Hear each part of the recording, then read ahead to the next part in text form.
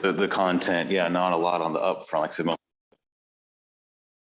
Yeah, that was, emphasis. that was the big point.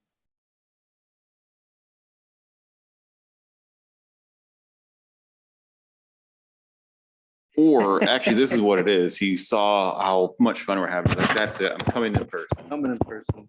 Oh, he's there.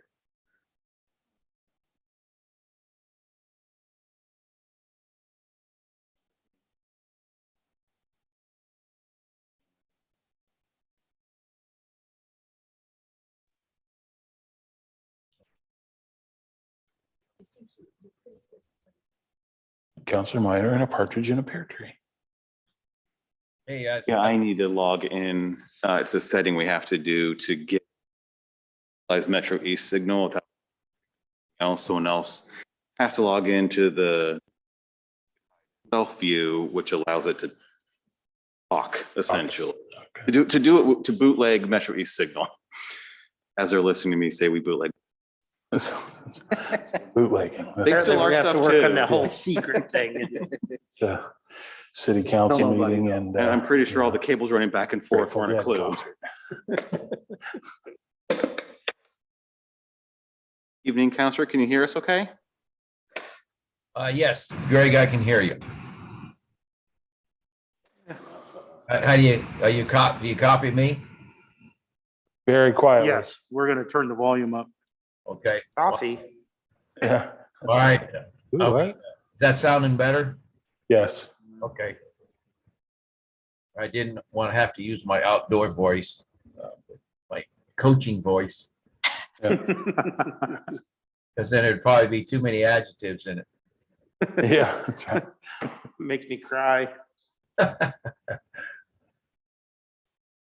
I'm changing on.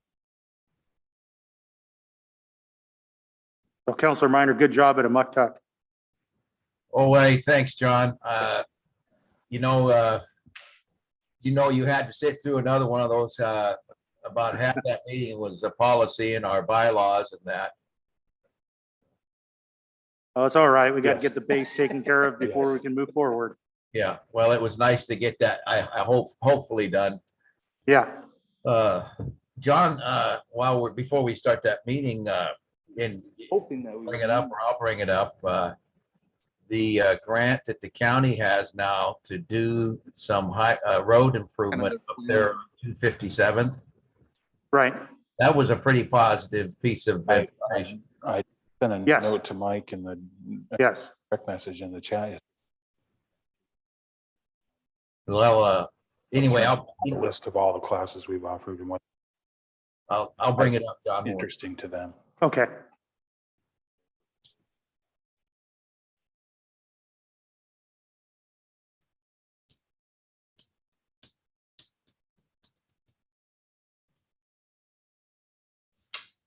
And they introduced him as that. Yeah.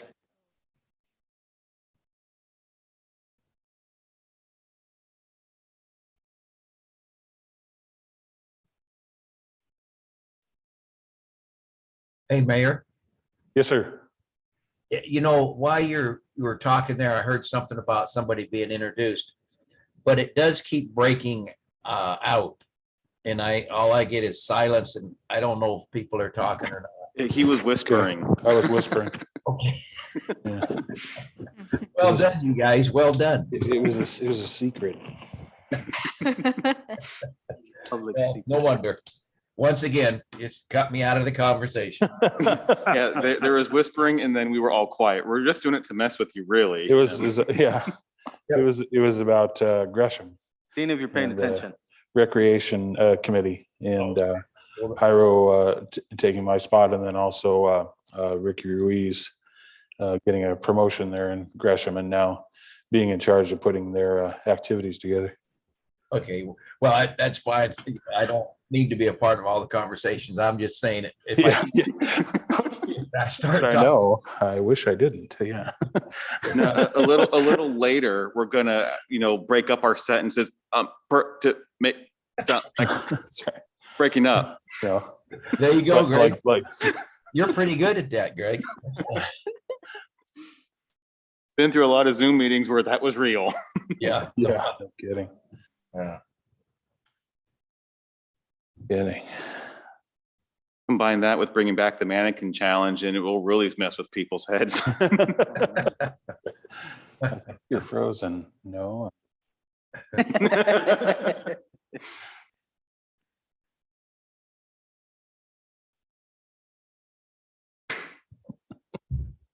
That would be funny to do, like a just an impromptu mannequin challenge. And people on YouTube and Zoom going, what's going on? My stuff's frozen. On Signal.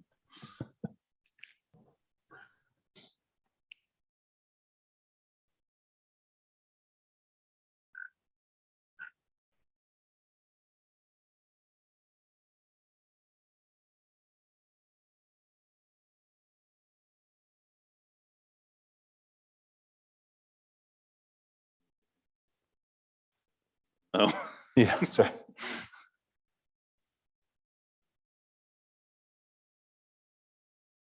in online meetings, are actually, they do that. Have some like, background music and your meeting will begin shortly. Kind of fancy.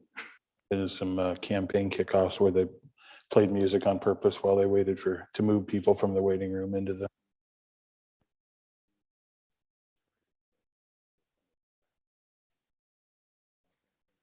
6 p.m. Go ahead and call the meeting to order.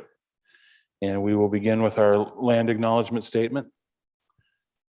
The Chinookan peoples, known as the Clackamas and Cascades, are the indigenous people of the land now inhabited by the city of Wood Village and other areas of the Columbia River. The village of Nechakli was located near today's Blue Lake Park. Ancestral life of these people included a seasonal round of resource gathering and stewardship from the Wapato fields and the fishing areas of the Columbia River to the cedar and huckleberry gathering areas of the High Cascades. Introduced disease from early settlers dramatically reduced the number of these people. They signed the Willamette Valley Treaty of 1855 with the United States government and were forcibly removed to the Grand Ronde Indian Reservation. We thank the descendants of these tribes for being the original stewards and protectors of these lands since time immemorial. We also acknowledge the systemic policies of genocide, relocation, and assimilation that still impact many indigenous Native American families today. We are honored by the collective work of many Native nations, leaders, and families who are demonstrating resilience, resistance, revitalization, healing, and creativity, and we are honored to be guests upon these lands. Now we'll stand for the Pledge of Allegiance. I pledge allegiance to the flag of the United States of America and to the republic for which it stands, one nation, under God, indivisible.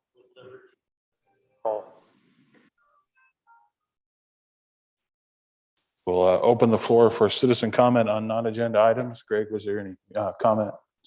No request for comments tonight, Mayor, and no one in the audience. All right. Thank you for that, Greg. We'll close the floor then for citizen comment, and we will have our public safety report with Sergeant Kirkman. Hey, Sergeant. Hi, Mr. Mayor, City Council. Can you guys hear me okay? Yes, sir. All right. I appreciate you guys letting me stream from home. We've had COVID running through the household right now, so I'm stuck inside. I was looking through the monthly statistics. The only one that really jumped out at me is the traffic stops. Traffic stops are down substantially again. They were down last month, down again this month, about half of what we've seen as a average for a month. Looks like about 50 traffic stops were done. I would venture to guess it's probably due to the weather getting so nasty, but I'm not sure why that is. There were 147 dispatch calls for service, 128 self-initiated. Both of those numbers are a little bit lower than the normal monthly average. Out of the 147 dispatch calls, 28 of them were considered emergencies or high priority calls, and 113 non-emergency or low priority calls, and then a few other type of administrative calls. Both those, the emergency and non-emergency calls are down also from the monthly average. Looks like there were 11 crashes in the city of Wood Village over the last 30 days. and none of them resulting in significant injury or death.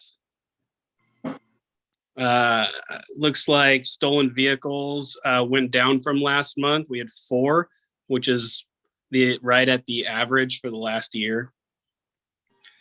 I was looking through the call log, and just there was one that jumped out at me that came out as a robbery down at Walmart. It was really more of a shoplifter that got physical with loss prevention, which is why it came out as a robbery.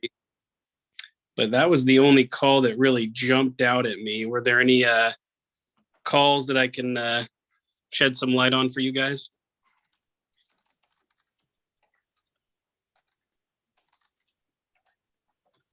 I didn't have any questions about any particular calls. Council President Nissen, I have no questions. Councilor Minor. Well, just back to those, the traffic stops, Mhm. Brian, if I look at the previous year's 31-day average on that right-hand column, Mm-hmm. I'm reading that right, that was the average monthly stops. Correct. Okay, well, and I know you don't have an answer for it, but that is a number there that would be interesting to maybe get a little more background on. Right. Yeah. It could be one, we've had a staffing issue with so many people going out on COVID. So it could be the extra time people are putting in causes numbers to go down. It could be the weather. There could be a few different things that might cause an issue, but I would just be guessing as to what the specifics would be. But it's something we can definitely discuss. Sure. Hey, while we're talking, you give my regards to your dad, will you? Yeah, we'll do. All right. Yeah. Thank you. Nice to see you, Brian. Nice to see you too. Councilor Rios Campos. No questions. Sergeant, it looks like a lot of things are well below their average. Not just the traffic stops, but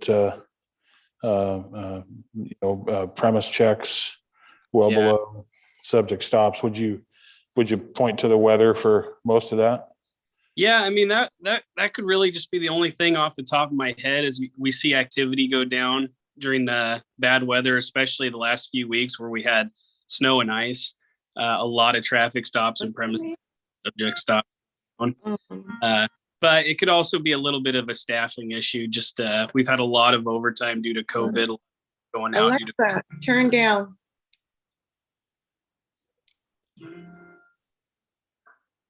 Alrighty.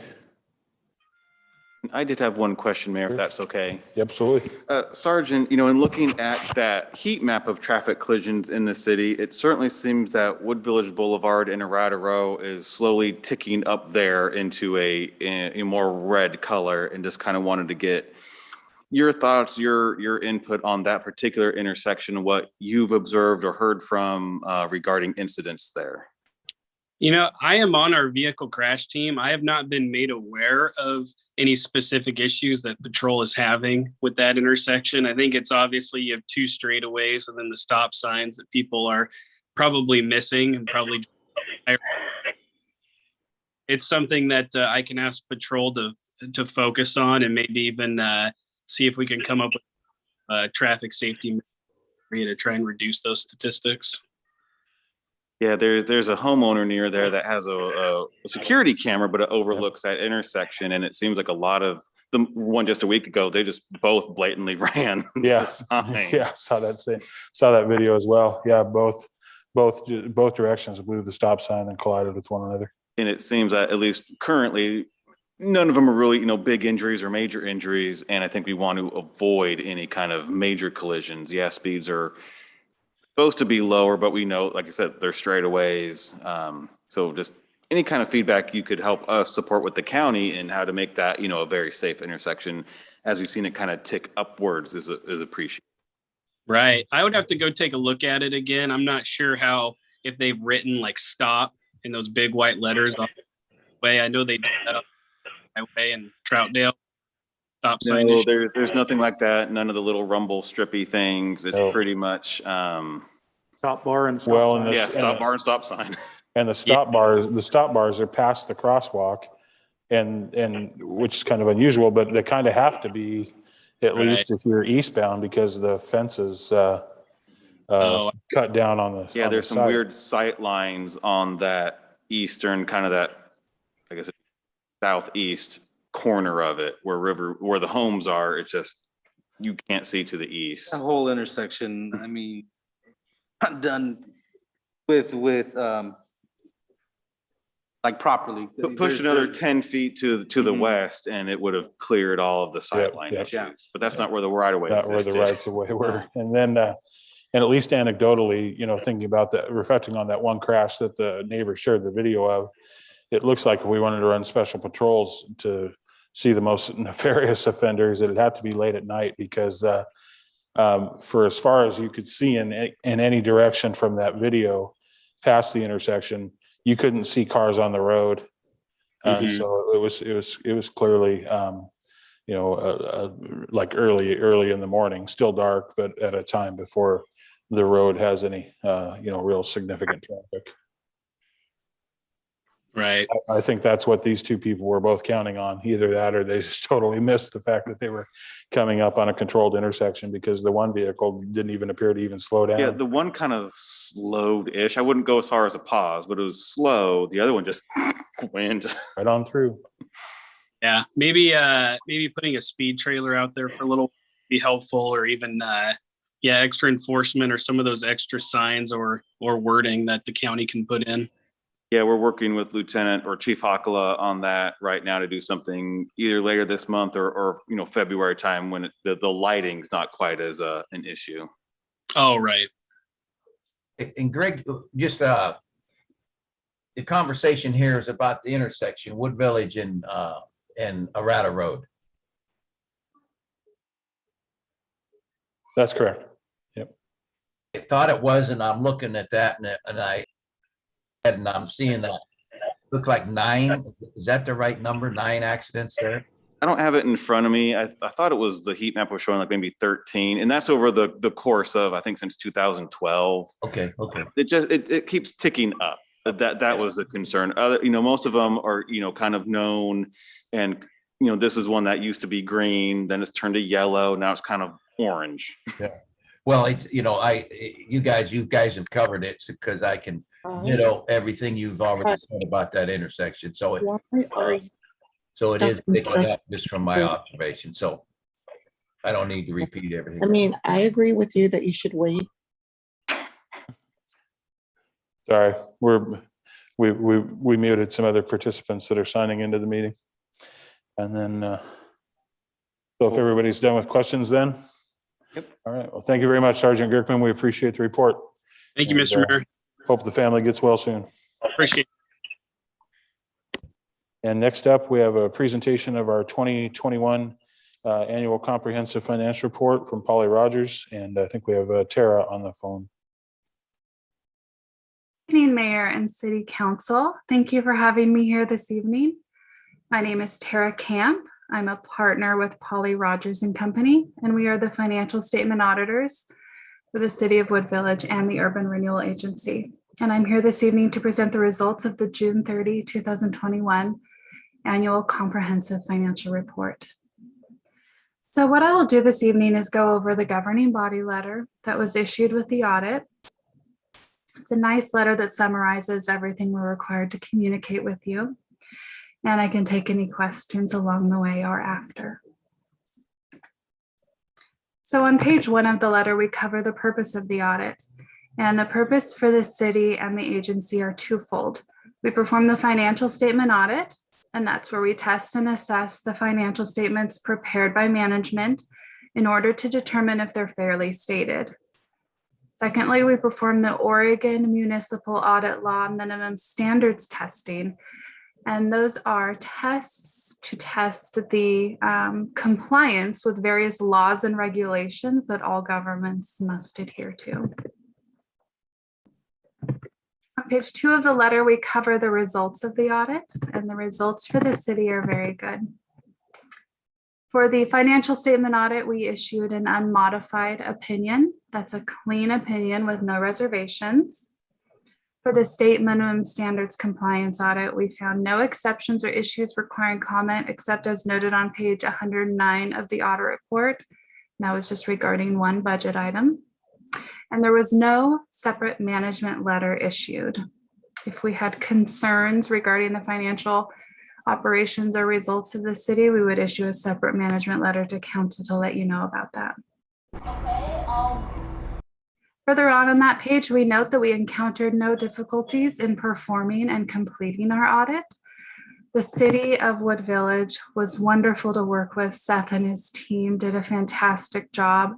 We're very professional in their work. It's good to note that the city prepares the comprehensive annual financial report rather than the annual financial report. And that is a report that is submitted to the GFOA for award considerations. And it is much larger and more detailed and more broad than the regular financial report. So it's a lot more work. And the city also prepares the report themselves rather than contracting that out, which a lot of governments do. So that's great. We also had no disagreements with management about accounting or auditing issues that would be required to communicate with you. And then lastly, in the letter, we cover future accounting and auditing items coming up. There's some new GASB accounting standards coming, and that's good to be aware of because it can change some things in future audit reports and will probably require more effort on the city to implement them, but we'll work with management to make sure those are implemented in a timely manner. So overall, very good results for the city and the Urban Renewal Agency. And if anyone has any questions, I'd be happy to take them. Council President Nissen. I have no questions. Councilor Minor, No questions here. Councilor Rios Campos. No questions. And I don't have any questions either. Tara, thank you very much for the presentation. And we are, especially glad to hear that you think that Seth and his team did a fantastic job, because we've grown quite accustomed to that, actually. And I'd just like to add, I want to thank Tara and her team, for their work. We've all gotten, I think, accustomed to more remote options, remote work. It doesn't make it any easier compared to other means and methods. And again, first year of Polly Rogers coming back to do our audit, it really was, I think, as seamlessly as possibly done. Setting his, standards, expectations for everyone. It was very, very positive, and just really appreciate Tara's work and her team's work. Well, thank you for that. Thank you very much, Tara. Thank you. Have a good evening. Thank you. Next up, we have a presentation.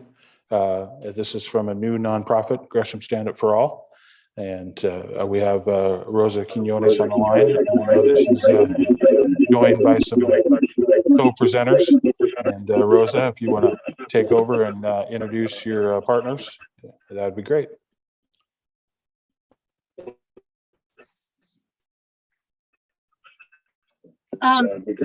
Did for some sense. Is that better? I'm sorry. You guys, I'm going to keep my video off. Is it possible that you go ahead and share our presentation for me? Just because I myself and several of our board members have been exposed to COVID during this season. And so I have to be outside. If you could share our slideshow that I had sent in.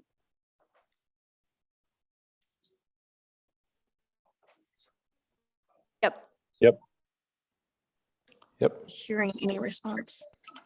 Okay, there we go. So thank you so much for your time. I really appreciate being able to be here and share our new nonprofit with you. Although Gresham Stand Up is not new to the community, we are very much interwoven in this community, especially since 2002. And so if you could go ahead and start the slideshow. Sure, thank you. So Gresham Stand Up was founded in May of 2020 by Shamar Lennox and Jalen Welch after the death of George Floyd in Minneapolis, Minnesota. So the young men took to the streets and they were crying out for justice for people of color. We fought against systematic oppression and racism. We had peaceful protests throughout the communities. We worked really hard to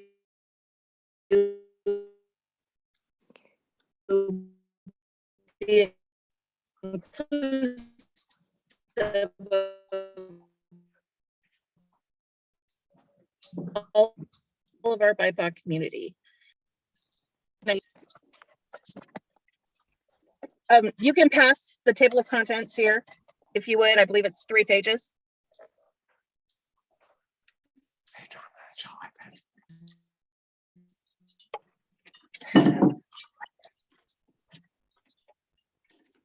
Are you guys able to hear me at all?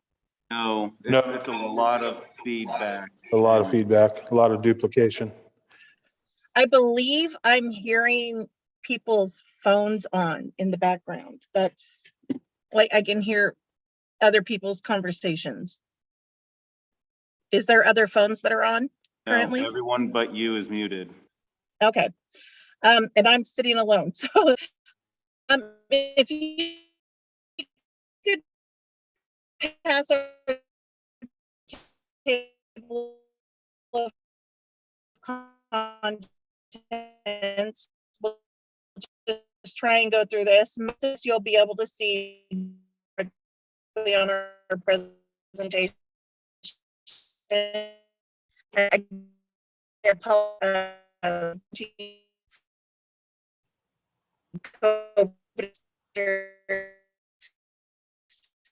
So miss opportunity. If you could pass our level of content, there should be 3.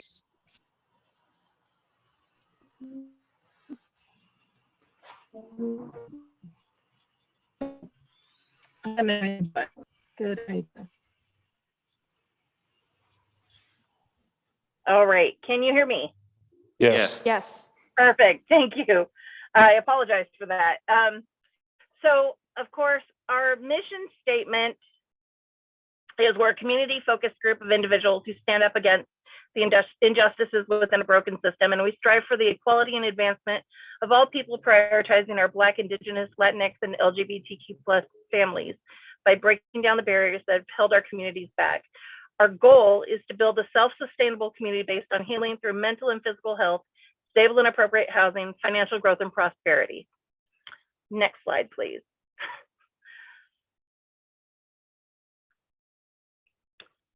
So too long we've sat back and watched as our community has pushed out people of color through gentrification, whether that be in North and Northeast Portland or the lack of home ownership here in East County of people of color. We have stood by and basically watched it happen and allowed it to happen. And this has been inadequate housing. It's often mismanaged. We're pushing families into shoebox-sized apartments like cockroaches, and that's unacceptable. So what we're offering right now with our program and what we're trying to build is a community-based program that changes the way social services are provided. Next slide, please.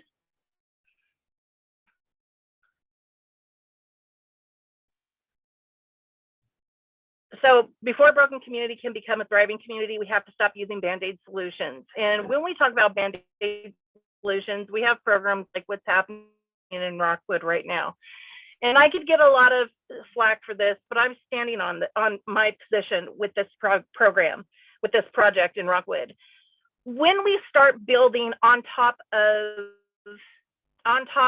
already festered land, on top of communities that are already hurting, when you start building shiny new things, you are not healing your community. You are not creating the best possible solution to a problem. You are literally just covering it up for it to come to a fester again and pour out the sides. And that's the only way I can explain how I personally feel Rockwood is dealing with this. Because when we start looking at the nice building that they put in and the beautiful restaurants, and then we look at the community that's around it, we have a beautiful Mexican restaurant that's in there, but their dinner prices are $20 to $30 a plate. However, if you look at the apartment complexes how many of those people are going to be able to go and spend $20 to $30 a plate on a regular basis? How many of those per person, by the way? And someone else had brought up to me one day, well, I agree, I had to pay with a credit card. How many of those families currently have credit cards where they have the flexibility to take and pay for a nice dinner out in exchange for buying groceries for their family or paying a bill? It's not really reasonable. And to me, it's a Band-Aid to make a community look better and work to get done, to try and upgrade the community. But without healing that community, we are literally just applying a Band-Aid. So next slide, please.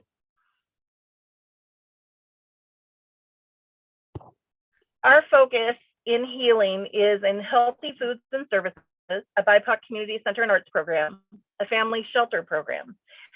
Next slide.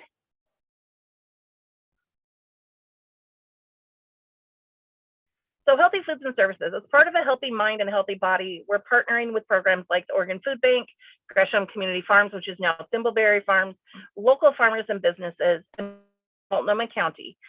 And we will be able to open and supply fresh, organic, culturally appropriate, healthy food options for our families at food pantries, in meal delivery programs. And those meal delivery programs go to our elderly and to our homeless, and as well some of our impoverished families who are having difficulties obtaining healthy food options. Families and individuals will have access to community plots inside of our farms and inside of our community garden spaces for both personal use and potential business development. Next slide, please.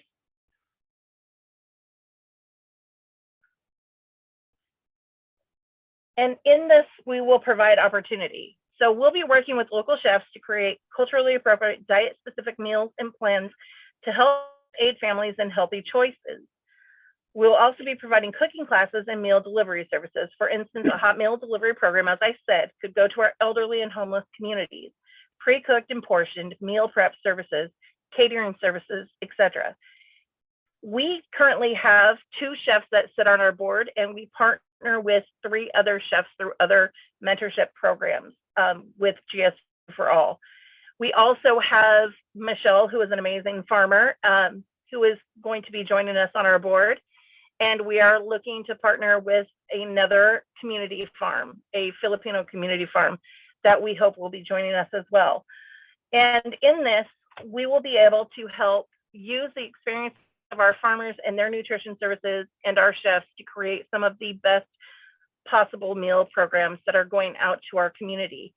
Because we know it, like I said, a healthy mind and a healthy body creates a healthy community. Next slide, please.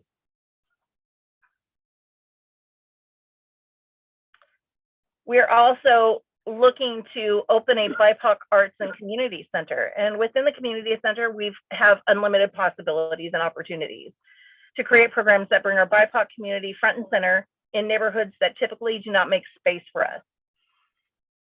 So for instance, in downtown Gresham, although we have some amazing BIPOC restaurants, we have Naya 3 blocks away from Main Street, yet we have no representation of our Indigenous community on Main Street in any business form, in any business opportunities.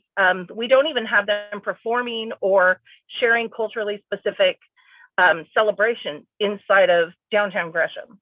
And to me, if we want to learn to respect one another's cultures, if we want to learn to respect one another's points of view, we have to share what makes us so unique. And I think that's part of our healing process as well. So we can offer wellness classes, trade training, ESL. We would love to open a Head Start class and more. We do know that Head Start programs and Preschool for All was just recently passed with our votes this last year. And I strongly support our Head Start program. And we do know that when kids attend preschool, that it is more likely that they will not only graduate high school, but seek further education. And those are proven results in years and years of study. For the culture, we can have an indoor marketplace, event space, community services, and meeting spaces. And for the community, we'd have sports programs, music programs, art classes, mediation, yoga, kids clubs, teen clubs, and employment opportunities. We also know that there is a huge need for adequate emergency services in East County. And within this center and with our partnerships, we can manage a safe shelter, temporary parking for trailers and campers, and provide hot meals and services for families in need. Next slide, please.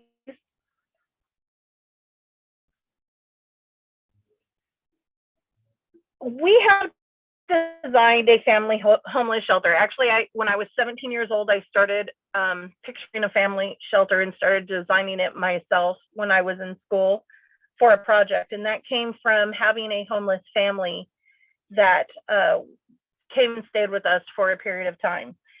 And so I've been very passionate about homeless services because back in the 70s and 80s, it really wasn't that big of a deal, but the impact that had on the family is that they literally had to move out of state to get into a new home. So currently we're experiencing some of the biggest numbers of evictions in the entire country. And unfortunately, a lot of these are illegal evictions, but sadly they're going on their records. They're going on these families' records, and those are causing issues with those families getting into sustainable housing and equitable housing and reasonable housing even. So our family shelter program, which I don't like to call it a family shelter program, is literally designed to take people from homelessness into home ownership. Because what's missing in the key, what's the key element of what's missing with inside of our shelter programs is one, the wraparound services. And I mean 24-hour wraparound services.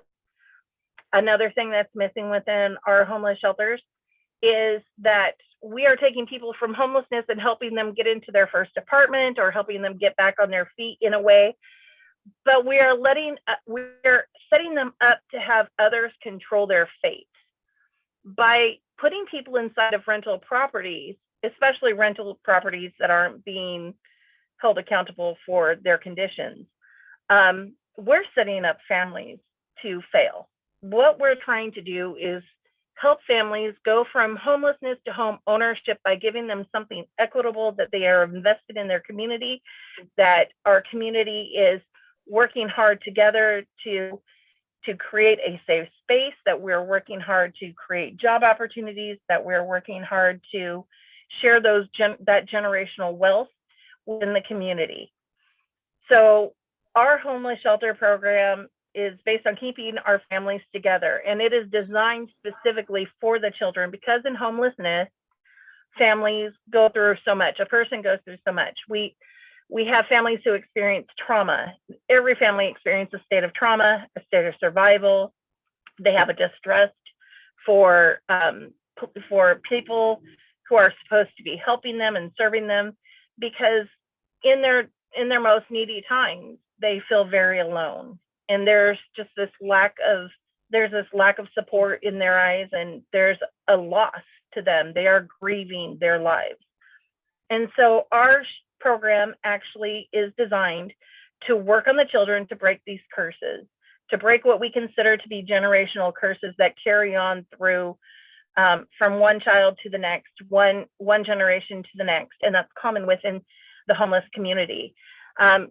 We also know that mental health becomes a very big issue. And so when we talk about our shelter program and people coming into it, having wraparound services, those are 24-hour on-site services where we are hiring a 4-on-3 off, a 3-on-4 off team that lives on the grounds and gets paid to live on the grounds, and also provides 24-hour services. So when a parent is living on site, when the families are living on site and a parent starts having difficulties or issues and they need extra support, they can go live in a main house and receive those services for up to 72 hours.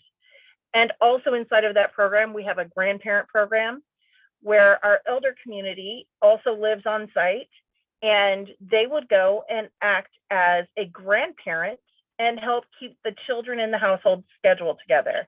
They would be able to bring the children over to the main house and have counseling with the parents, and then have them return home, where we're not bringing negativity into the space where these children are they themselves healing.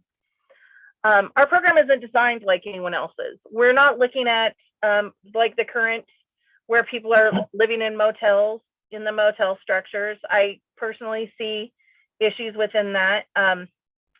But again, this is my personal opinion. But we also aren't looking at the usual structures where we have one big room and multiple cots. Our program is designed where we have a main house in the center grounds, and then across the back of the grounds, we have row houses and townhouses built for up to 2 to 5 bedrooms, because we know that in our BIPOC communities, we have multi-generational households. And part of the reason why so many of our families are broken up and living on people's couches, and kids are coming from North Portland to go to school all the way up into Corbett, and families are living 3 families to a single 3-bedroom, 1-bath house with over 9 people.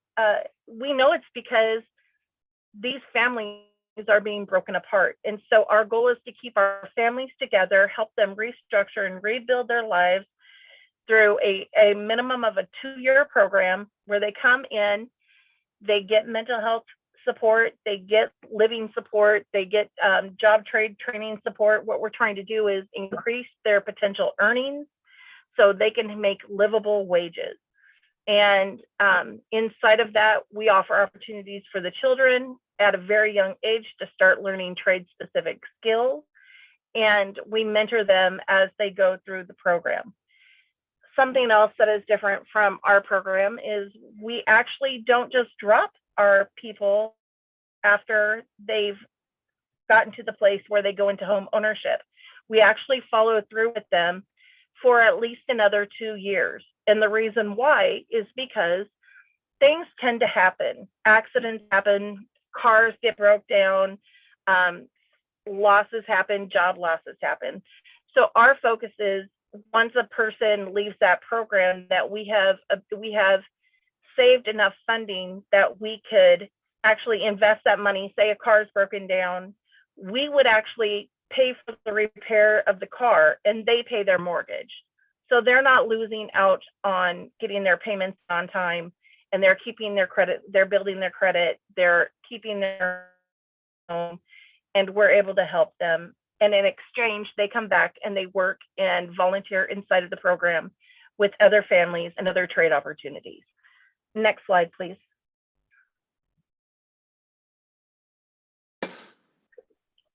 So as I said, we know that during homelessness, we found that the most underlying issues are survival and trauma. And again, to break that, we have to break the patterns.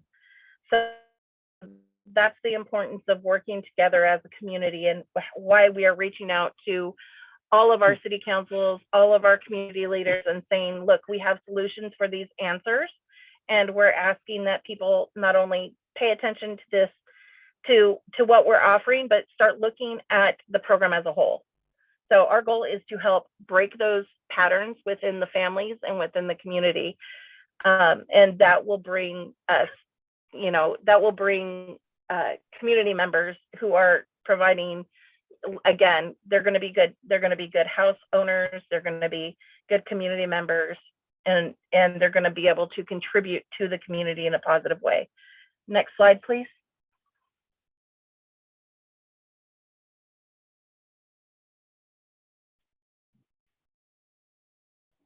So this talks more about some of the things that I had already shared with you. Again, it's going to be the grandparent program, so we can take our parents and the siblings who are experiencing trauma and put them in a different home.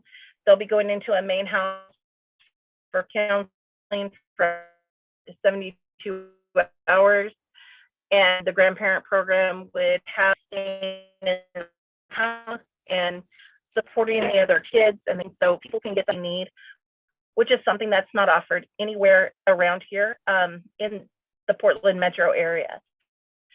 This is a program that I heard about, somewhat about, that was started in, I believe, Southern Oregon.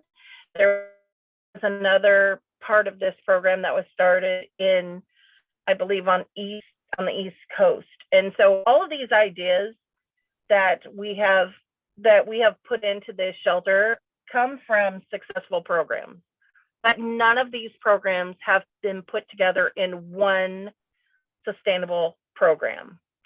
So next slide, please.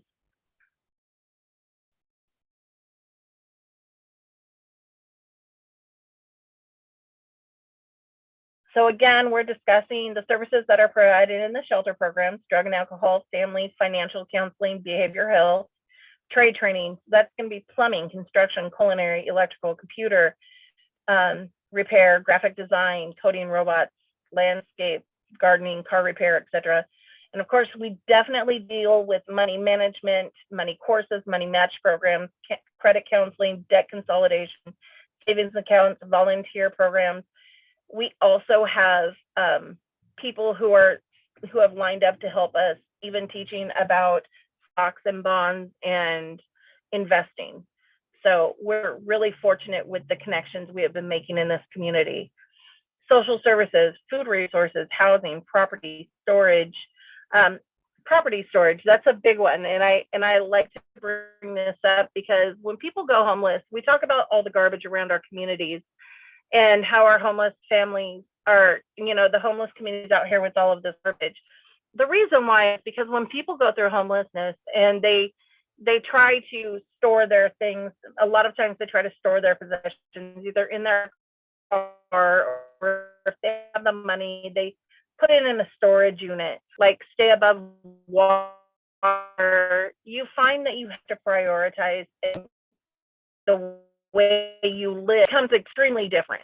The fact that you cannot cook in a kitchen anymore and you have to have pre-made foods or warm foods already prepared for you, the fact that you have nowhere to use a bathroom or take a shower, the fact that you have nowhere to put your belongings to where they're safe and you feel unsafe yourself. Many times when people become homeless, they already, when they're leaving their residence, they already leave behind so much, unfortunately. And then when they put them, oftentimes when they put them in a storage unit, they go into a storage unit and they're paying anywhere $300 a month, and every 6 months those rates go up, including the late fees. And so more often than not, during this person's darkest times,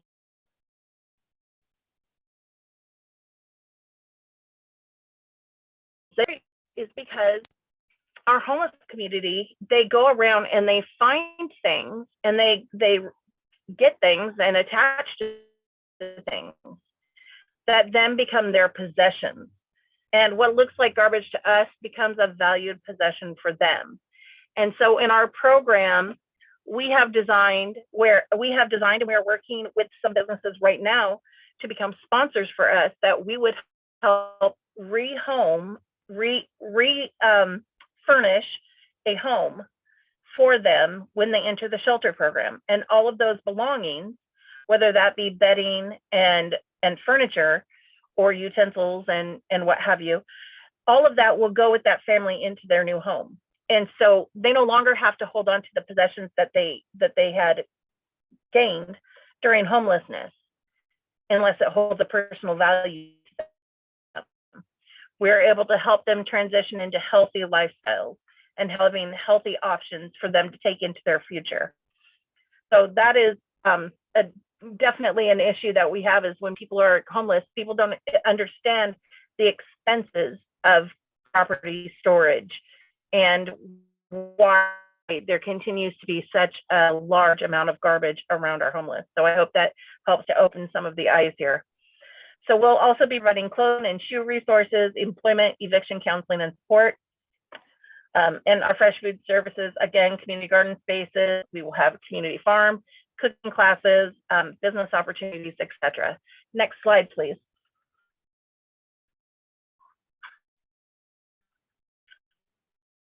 So other programs that GSU for All has offered is back-to-school program, so backpacks and school supplies, clothing and shoes. Thanksgiving meals, prepared and unprepared. So we are offering foods to our home elderly community through hot meals prepared, who typically don't have families, and for our homeless families who are living in motels or in the streets who don't have access to a kitchen. Also, our holiday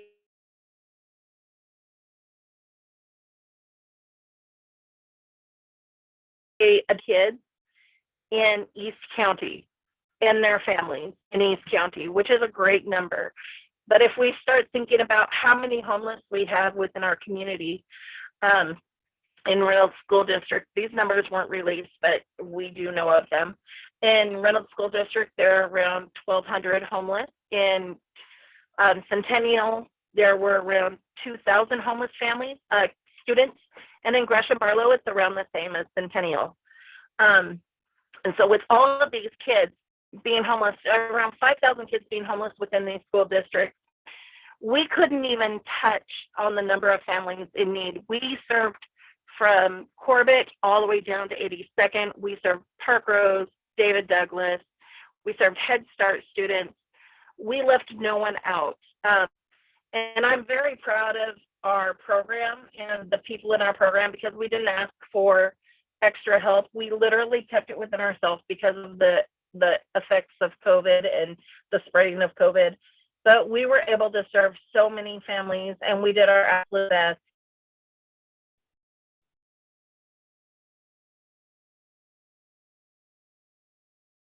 Grocery gift cards and hot foods delivered to families who were unhoused. It was amazing. We had a volunteer cook turkeys for us, and we were able to buy some food that we were able to warm and take down to homeless camps along Marine Drive and 5,000 Acres Dog Park. And so we were very proud of that, and also deliver presents to children in those situations, living in those situations, which, you know, brought so much joy. Sorry, it tears me up. So we're very happy with how our holiday program turned out. We did have the largest number of teenagers that we served. We served over 96 teenagers, which is a huge issue when you're getting toys donated from the toy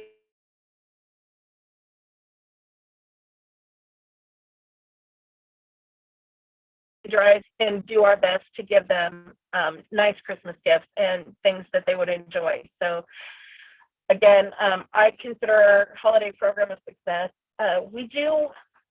From this, we are going to be doing a BIPOC night marketplace, and we would love to do this in multiple areas. And inside of that marketplace, we're not only going to have makers, BIPOC makers, but we're going to do arts and music and festival kind of celebrations where people are really able to see what our BIPOC community can bring into the community. We are also doing a youth makers market, an entrepreneurship program, and a youth program. Next slide, please.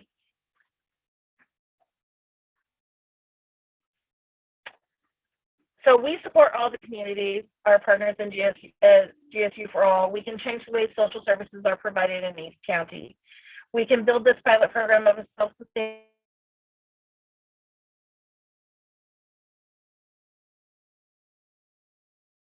to healing, growth, and humanity. Next slide, please.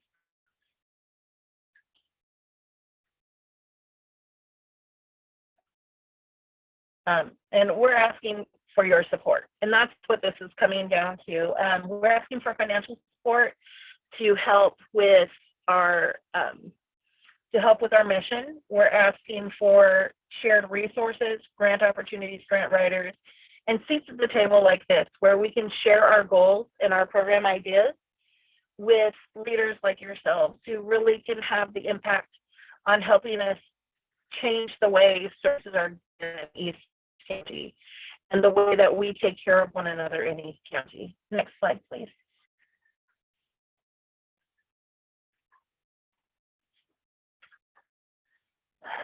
So we have a land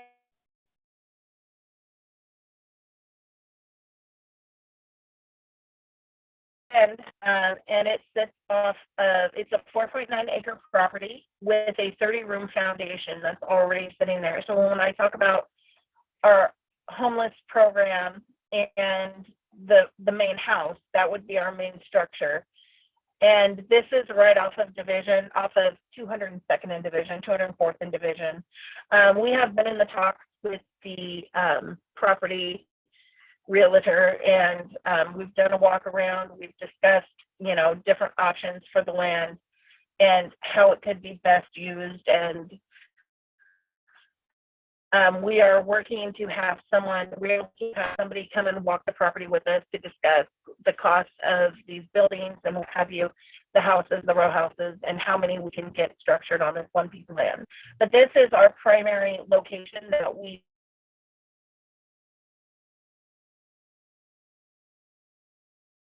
firstly.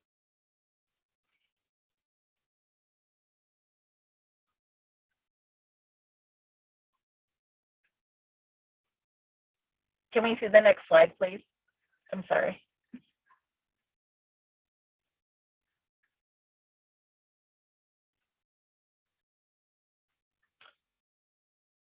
As many of you know, West Gresham Elementary is completely empty and closed due to asbestos. They have been using it for the SUN program as well. They're using it now to go over some of the educational programs for the school district. We would love to have a community center where, outside of just where people think we belong, we want to put ourselves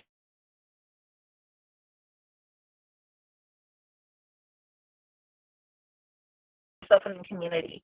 And so West Gresham Elementary is an amazing building. It's beautiful, and although it needs asbestos cleanup, we do believe that if we work together through our community programs, that we could get this cleaned up, also through federal funding and other funding from the government, that we can get the asbestos cleaned up, and that we could actually provide amazing services and programs that have a location, a central location within the Gresham and surrounding areas. And we are open to other ideas and other locations. But as this is already established so much inside the community and is right in downtown Gresham and has the land, that has always been an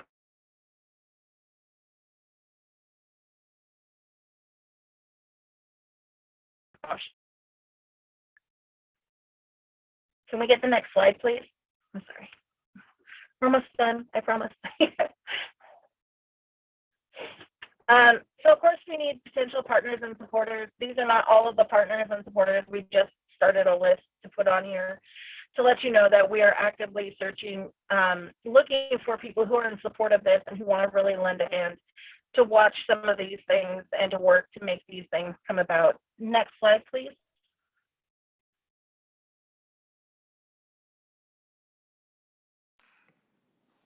And of course, thank you so much for your time. You can go ahead and close that. I really appreciate it.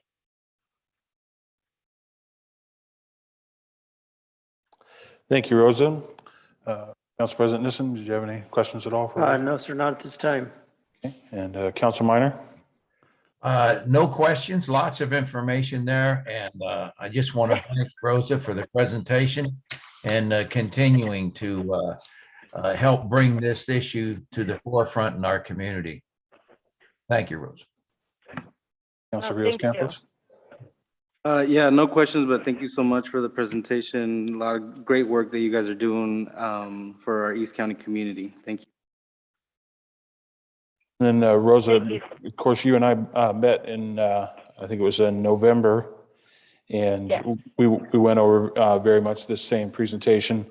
And, you know, it was in the planning stage there, but it seems like you have accomplished some things. Could you kind of briefly run through the list and talk about some things that have moved from planning maybe closer to fruition?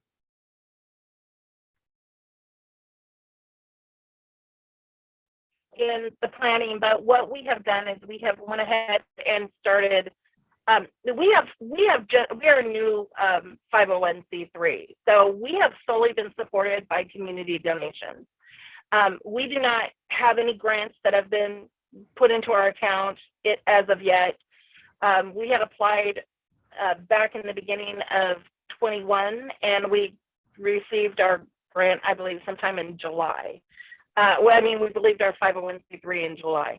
So, you know, we had to wait until, you know, we could start applying for grants and what have you. But in this, we have still been able to serve our community. We have helped families, like again, through private donations within our own community. We have helped families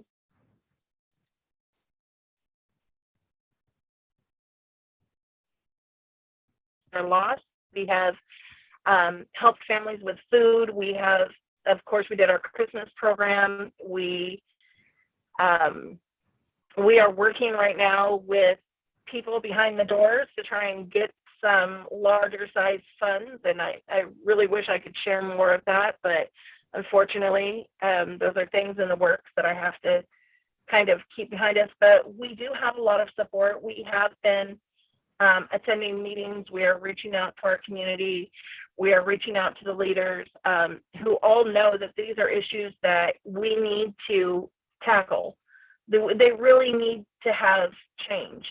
And so as we're applying for grants and what have you now, everything that we do and everything that we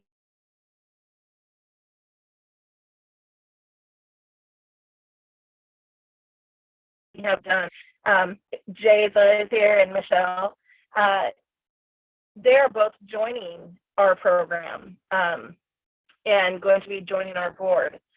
We are a very young board comparatively to most nonprofits, and so many of our board members are just working class families and leaders in the community who are just boots to the ground, 10 toes down is what I like to call them.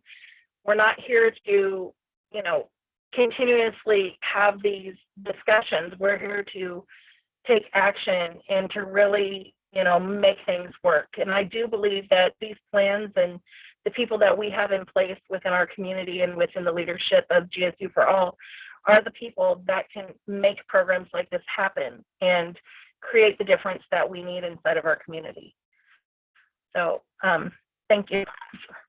I wish I could share more of the details of what we have been doing, but we still are serving the community. We're providing foods, we're providing housing, we're providing emergency housing, we're helping people get into shelters. We are getting clothing and shoes to families who need them. We have been able to help people with gas. We've even taken our homeless from down off of 1,000 Acres. We were able to take them grocery shopping and Christmas shopping. People off of Marine Drive, we were able to do the same. We just felt, you know, with the support of our community that we find ourselves fortunate to continue to serve. And that's really what we're here for, is to serve and to make a difference. So we have been in the talks with the building, and we will be continuing to search for backup locations. So again, if you guys have other ideas, we are in the works for that land. And that is something I will not give up. This is something that I truly believe our community needs, especially just a single family shelter. And it's just something I will put all of my heart and soul into, is to make this happen for this community, because we need that support and we need to have, you know, the resources. I will say too, and when we talk about homelessness, and I mean, even gun violence, think about it. If we're talking gun violence and things along that line, everything that GSU is standing for, everything that we're working to have for our community, it creates opportunity for our youth. And it's not just about, you know, having them come and volunteer or play basketball or, you know, play soccer or whatever. It's literally offering them opportunities to learn new skills and new trades, and helping them develop their own business plan and college plan. And those are things that we are going to help do right there inside of this program. And that's how you change the game. That's how you change what's happening in the streets, is you create opportunity that isn't there. I mean, we have programs, you know, like Cal through Gresham High School, but unfortunately, Cal, that's all you have from Gresham High School. But San Barlow has more trade opportunities, and I don't understand how that's even fair. But what we're missing is that the kids that are most targeted and most likely to suffer from the issues of poverty and homelessness and what have you are those kids that are inside of Gresham High School right now. And if they're not being given those opportunities of trade training and what have you, because many of them will not go on to college, and it's not because they don't want to. Sometimes it's because generationally, we've been raised to take care of our families. And so if we have to go to work to help pay the bills, that's what we do. And so we have to be able to provide those opportunities that a child or one of our youth may not have due to their home situation, or due to, you know, maybe they're not the best at test taking, but they are hands-on learners. And if we can give them that hand up, that foot up, that rise up, that they can become something so much greater than they themselves even saw themselves as. Okay. And so, thank you. I'm sorry. Oh, I'm no very worries, sad. no worries. I Thank you. apologize. Thank you. No, we appreciate the presentation, and we appreciate the passion, and we can definitely see your potential. You know, one of the things that you and I discussed was that funding. We would definitely want to see some Wood Village people that were in need and a potential to serve them. And then the dollar amounts would be small. Those would be things that would come out of like our council discretionary funds. But, we would also like to maybe talk offline again about some eviction reform and some potential lobbying and some letters that we could write. You know, you and I have talked about how eviction stays on somebody's record basically forever, much like a felony, as opposed to bankruptcies or foreclosures, which eventually go away. So, maybe that's something that you could think about offline is where we could help you in the advocacy department. But, thank you very much for this presentation. And we were definitely happy to, as you put it, have you at the table today. So thank you very much. Thank you so much. And I appreciate your time, and look forward to hearing from you soon. Thank you, Rosa. Thank you. All right, we'll go on to agenda item number 5, review of bills paid. Does anybody have any questions about anything that's on the top sheet or anything that was in the list in the staff report? Questions? Bills are expensive. Yeah. All right, and then we'll go on to the consent agenda. And before we consider a motion on the consent agenda, I just wanted to bring up 3 things. In the first set of minutes on page 7, in the second paragraph, Mike Abate's last name is spelled right throughout the rest of the report, just that one instance. Page 2 of the second set of motions was a recap of when DeAndre made the Community Alliance for Tenants presentation. And we asked that he share the slides so that we could do like a newsletter article or something like that. And I don't know if he's done that yet, so we just follow up on that.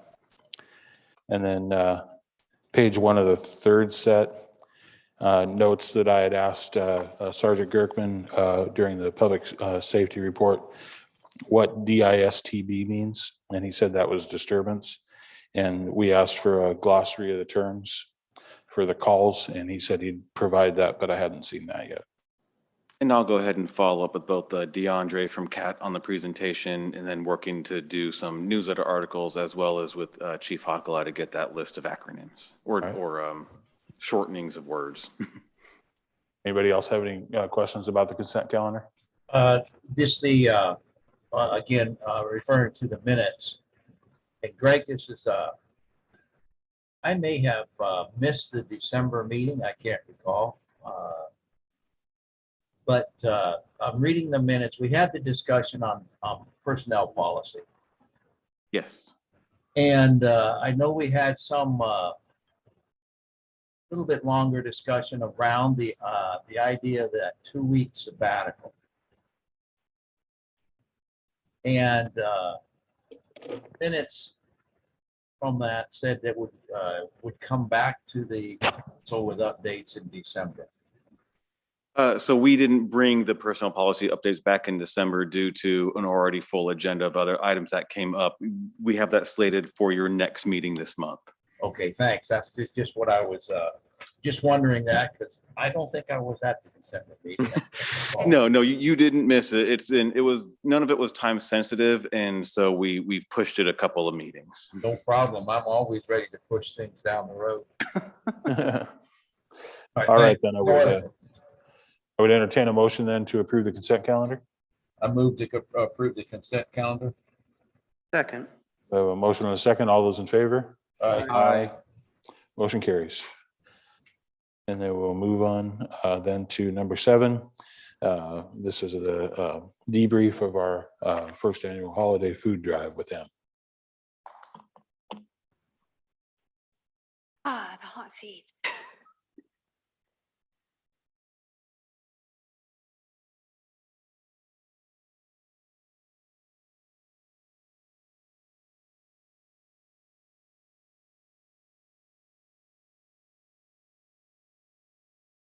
Okay. So good evening, Mayor and councilors. Today, I will be providing you a debrief on the first annual holiday drive.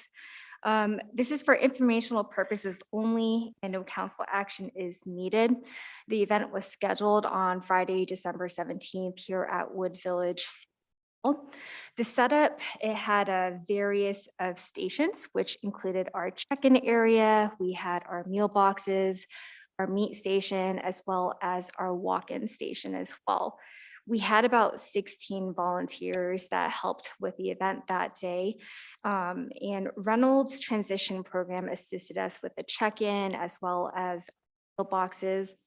And then Walmart handled the meat station, and Natural Leaders Group assisted with check-ins, which they did a wonderful job for all the families that did walk by translation that. So really appreciate it.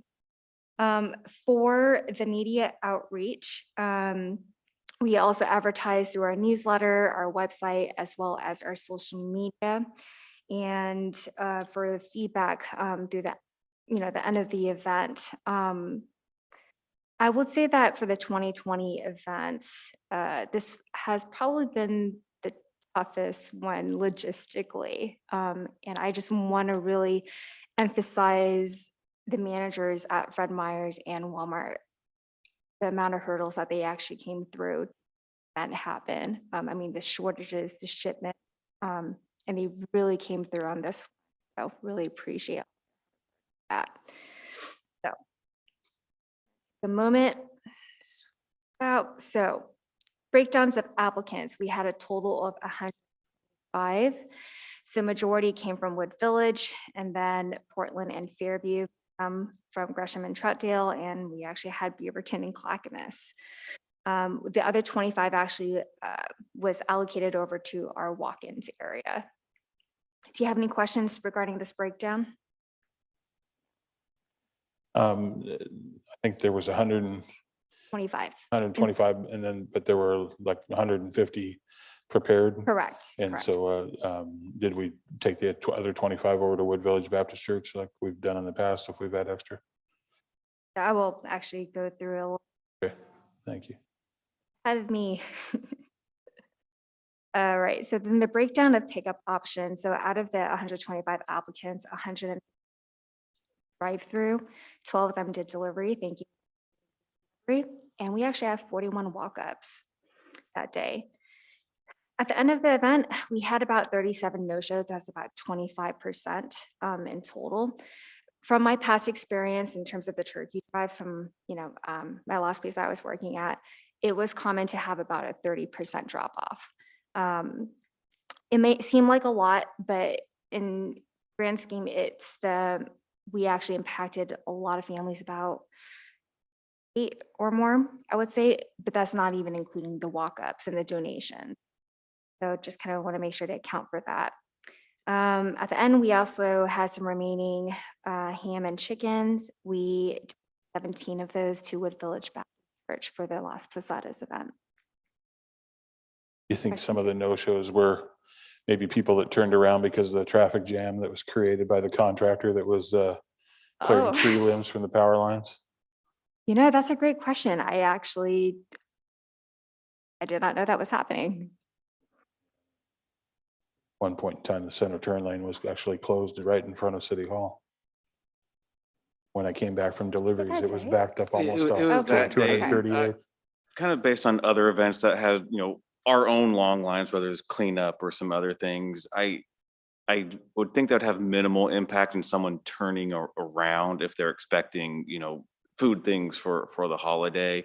I'm confident it created some consternation and frustration for our guests. I think it'd be unlikely that many would have turned around because of that piece, though. So, I mean, even with the no-shows, had 41 walk-ups that day, and we only had 25 that was available. And so some of them were actually donated for, well, meat options for families. They chose about 46%, 47% of them chose ham, about 37% chose chicken, and the remainder was 25 when we split that down in half and ordered the remainder of those. For meal box option, majority was actually option 1, which is the box, and that included a brownie mix, corn, chicken broth, cornbread gravy, mashed potato, pasta, and soup.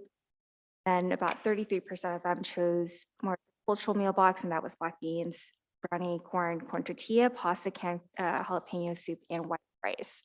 And again, the difference was 25, and we kind of split down the middle and ordered of those. All right, so fiscal impact. Budget for this event was $5,500. The prices for chicken was $4.54.87. Ham was $10.16 Food snacks for volunteers was almost $100. Meal boxes $24.26.21. The total was actually $4,013.13, not $5,522. I went back to my Excel sheet and I was looking at the formula. I was like, okay, this looks a little off. So we actually went under budget for this one. So thank you, Fred Meyers and Walmart, for the discounts. All right, and then our 2021 sponsors, of course, the support from Advanced Metal and Wire, the Byway, Chevron Wood Village, PGE, the Confederate Tribes like Brand Ron, Teresa's Pet, and Food Supply. We received some in-kind donation from Apollo Drain. They provided 150 swags, the cool little bottles that they provided. Fred Meyers provided 250 brown bags. Walmart, 150 reusable bags, almost 1,600 mini candy canes. They provided 140 stuffings. Also a surprise was 75 live Christmas tree. And I also did not note on the staff report, they also granted us a $2,000 grant for this event. And then the city goal was we met number 1, 3, and 8. Questions or comments? Or some photos? Council President, isn't any questions or comments for him? No questions. Nice job coordinating everything. Thank you. Council Minor? No questions, but sure looks like it was a successful event. Just a clarification, was that a $2,000 grant from Walmart, including all the donations? That is without the in-kind, so that's completely separate. Yeah, I mean, they gave us all the usable bags plus 2,000. Yep, plus the 2,000. All And right. the volunteers that you see in the pictures, so. Good. Yeah, they were Yep. great. Well, that's a great contribution from Walmart. It is. They on this one.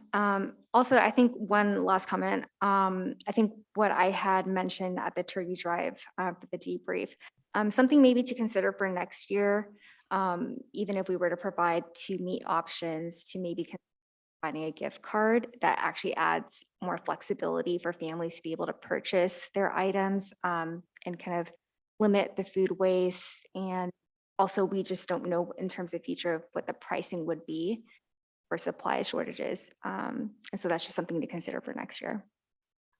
It'll also help staff logistically in terms of putting everything together. We provide the meat, whatever those options are, and then the gift card. It makes it, seems like it's win-win all around, but we can discuss that months from now. It certainly makes sense as we talk about it here, and seems to make sense, so we can put it on the agenda. Councilor Rios Campos, did you have questions? Yeah, comments? I had a question and maybe a suggestion. did you feel that the time frame played a role in some of the no-shows? It could be. Yeah, it could be. I mean, the timeframe it was tight.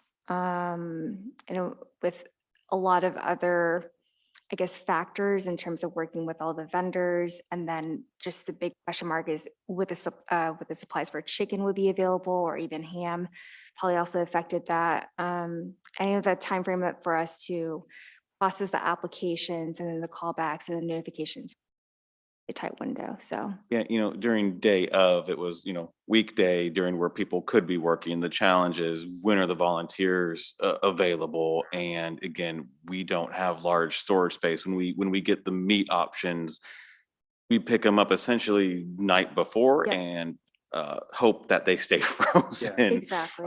And trying to understand, there are people who can't physically get here, and hopefully they can make arrangements with the neighbors, or again, we don't like to promote delivery as a first choice, and also don't want that to be a deterrent if someone can't get here and they need the food. But certainly, I think that might have played a role in some people not picking up what they had. At the same time, we had a lot of walk-ups, and so that covered actually that shortage. I think that because the week prior we had our tree lighting event, we also had the virtual component that we had to add, and then we had our council meeting the day before. But our we holiday do, drive. email reminder and a phone reminder. And a so text, there's yeah. there's quite a bit of reminding opportunities. Yeah, no, I mean, I'm fully aware of all the, staff and involvement and their efforts is just, I just wanted to hear from your perspective, because that was something that was mentioned to me. And I did mention that, there are some limitations to what the city can do around this event because of, ensuring safety with the meat. Obviously, it's still cold enough, but still, we don't want to risk it. And Absolutely. so, that let them make that choice if they kind of leave it out a little longer than recommended. And so, I mean, if there's any feedback to help improve for next year, if, let's just say, the option and we just stick with ham, but in terms of budget, I know that if we chose turkey and ham, our budget will be past $5,500. yeah, I mean, no, we but wouldn't- I think the event was great. You guys brought the meals over to Las Posadas event, and during that event, we identified folks that didn't receive, Oh, potentially great. could have been those ones that fell off, and we were able to hand those out there. So I mean, overall, I think it's a great success, and this is something, everyone's season is kind of trying to, in a way, also mirror what we're doing, and I think it's popular because we see it, with other individuals coming from all over East County to service. So Yeah, the Outlook did a nice write-up on the East County Food Bank Thanksgiving effort. And I was like, well, where's our write-up? Well, Yeah. but it's clear that, and we had the presentation from Gresham Stand Up for All tonight, and we learned that, they had a holiday meal program, and East County Food Bank had one, and we had one, and there's still need out there. And so it's clear that something that we need to keep up with, but like you say, make it more manageable for staff. And I really, the gift card is a great idea. And chicken probably is the most dangerous meat for the temperatures. And so, like you say, maybe keeping it, have the one meat option, the ham, or Or tofurkey. Oh, yeah, gosh. exactly. Yeah, No. It's like, no, yeah, some No. go bad. right. I'll just pack my Even desk if now. you never, yeah. But I think the gift card idea is a Okay. great idea. I'll make a note of that. And I guess like based on the community's feedback for meat options, was there, I guess, something that they actually prefer more? Was it, Well, ham or chicken or something else to consider? Well, I mean, I think Carne asada was mentioned, but very Yeah. It was expensive. really It's right up expensive. there with turkey in the terms Yeah. of That's, costs. And it looked like turkey or chicken and ham were split just 50-50 right there. Yeah. And to be honest, I mean, even though there's a lot of our community that isn't traditionally or might not know how to cook the turkey, they were willing to try it. And so I think the just providing something is better than nothing. And so I think Okay. there's some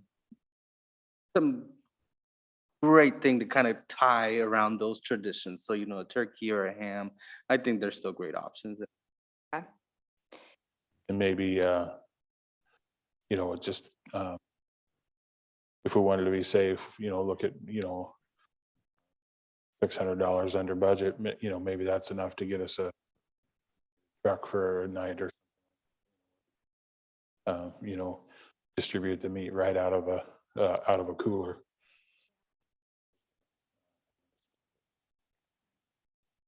I think the gift card thing will be that's gonna be the game changer out of all this, because again, whatever I think the meat product is, then they can tailor it. But there is a better Right. want for them, and so I think that alone, go a long way. That's kind of what we learned from the, Thanksgiving one to this one, just around even tortillas, what, Em and I would consider tortillas versus what people who use tortillas consider, a good tortilla. Right. And there's brands. I mean, so Right, now there's you're so many getting different really into the brands. weeds of it. So Versus now we can let Yeah. people make their choice of what's relevant and meaningful to them and their families. exactly. Yeah. And then I think it just brings a cohesiveness, fighting it to a business here locally, Mhm. and another piece that we're again looking into our community. Yeah, I appreciate the feedback and we'll that for next year or this year. Yeah, this Uh, year. In a Let's go to couple months. 2021. All right. There are no other questions or comments. We'll stick with them and we'll move to agenda item number 8, 34th annual Easter egg hunt. Fast. All right, good evening, Mayor and councilors again. Today, I am requesting council to review and approve the event plan for the 34th annual Easter egg hunt. So the event is usually scheduled on the Saturday before Easter, so this year it would fall on April 16th. So last year, due to COVID, if you do recall, and then the construction of City Hall, we had the event planned as a drive-through event at Wood Village Baptist Church. We partnered up with Play East and Natural Leaders Group to help, with the cost of the arts and craft kits and the PPE kits. And then at the end of the day, actually, we gave away all 667 egg bags, 300 boxes, 300 PPE kits, 500 arts and crafts kits. And there were a few families who were a little upset or they were sad that they didn't get their baking kits. So that was something that was mentioned. We spent a total of $53.69, including in-kind donation. Most of that cost actually went towards the eggs because we ordered all 33,000 of them. So that was probably about 75% of our budget. All right, so before I touch on the alternative, council may choose to revise and modify the event features as desired. But I would kind of want to just touch on the cost first. Best options. All right, so to keep in mind for pricing for this year, 17,000 eggs, that's about 24 eggs per child. So we're thinking about putting together 600 bags. 700 bags. So it's an increase from 7 last year. That is about $22.60. The cost for 34,000 eggs this year. So that's about 48 eggs per child. And that is $4,300. Our budget is $5,000. Or we could also use the 34,000 eggs and that would just be for the egg hunt. Okay, so just keep that in mind. I'm going to, next slide. All right, so the type of event. Correction on this. Thinking for option 1, with the COVID situation and follow that, would be drive-through style. It would be providing 700 Easter egg bags, and that's about 48 per child. Option 2 would be a drive-through style as well, except every child will receive 24 eggs, but this will also open up a budget for arts and craft kits and baking kits. Option 3 would be a small scale event. We would have some arts and crafts table, Easter egg bunny, photos, selfies, face painting, light refreshments, no Easter egg hunt activities, and then 700 Easter egg bags. That's about 24 eggs per child. And option 4 would be a small scaled event, arts and craft tables, have some Easter bunny photos / selfies, egg hunt, face painting, and light refreshments. So I'm going to pause right here and hear your thoughts.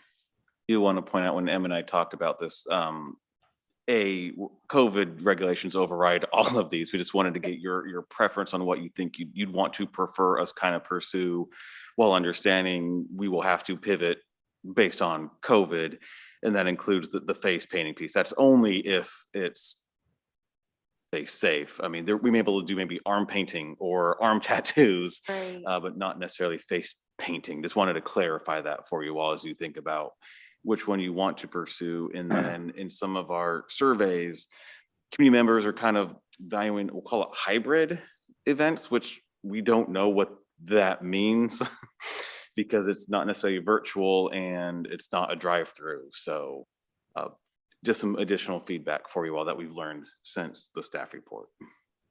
You know, when we saved a little money on the Christmas, I think we came in a little under budget on the Thanksgiving. I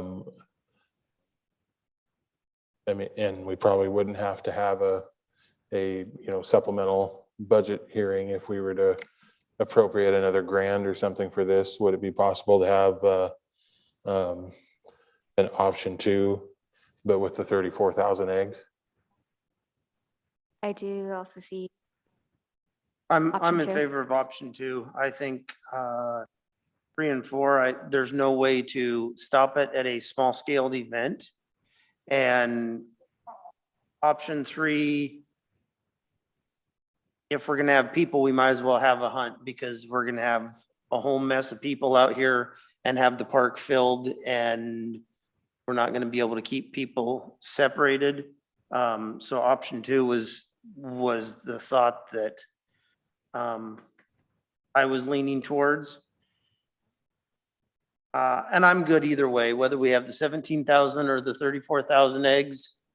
I'm not, But the 34,000 in a bunch of bags sitting out on the table, or having volunteers shuffle them from City Hall out to a table as somebody drives through, doesn't make the impression that 34,000 or even 30,000 eggs did out on the field in the green grass and the sunlight, whether that's bright sun or liquid sun that we have, that the impression it made out in the park. yeah, I don't disagree with you there. I just don't want to, it's more personal for me. We can concede the hunt and, like you say, having it all out in the grass to the pandemic, but I don't want to concede the momentum of, building by 1,000 eggs for every year that we have it, because, we are going to be out there on the grass again, hopefully someday. And if it's not until the 50th anniversary, then, I want to see 50,000 eggs, but, in the meantime, I want to keep the count up. Plus, they got 48 eggs last year. So, some kid counted Kids them, will know. and they're going to be disappointed this year if they only get 24,000 eggs or 24 eggs. So, yeah, I think we could, pretty easily come up with the funds to do option 2, but have it with more eggs.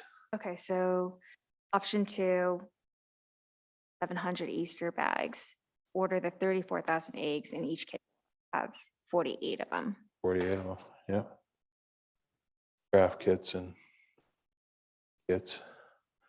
The question is, how do we get the, well, I guess 700 bags of eggs, that you know, then if you got 4 kids in a car, you're putting 4 of those in there, but maybe just 1 baking bag in that a kit. And so that's why that could be 300 instead of the Right, it's kind of Yeah. designed eggs for each kid, the other things per family. per family. Okay, Perfect. so Yep. Last year we did 3 out. Yeah, yeah, yeah. The bags, the 300 bags for the families then. Yeah, Okay. and it, you know, it's too bad we can't hunt because, you know, looking at the April date, that's about as late in the year as Easter ever happens. And, you know, some of the hunts in my experience, while fun, have been miserable because of the cold. You know, you get a March Easter egg hunting out there.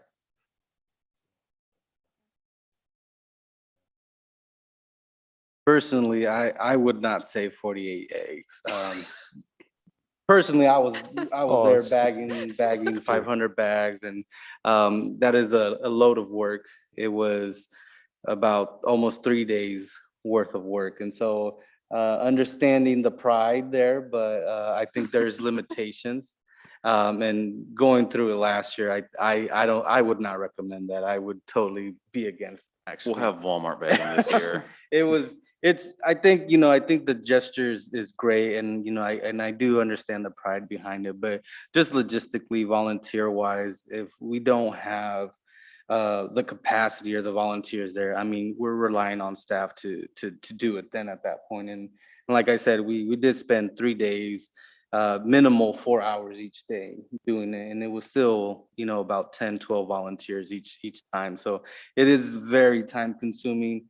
If we are looking into investing a little more, I would say let's get a couple arts and craft kits instead of just one, instead of, you know, doing those eggs. And then when we do get the live one, I mean, you know, we don't lose the count, and then, you know, do it then. Well- If it is, you know, hopefully not this coming up one, but next year, you know, 47,000, you know, we still kept counting, here we go.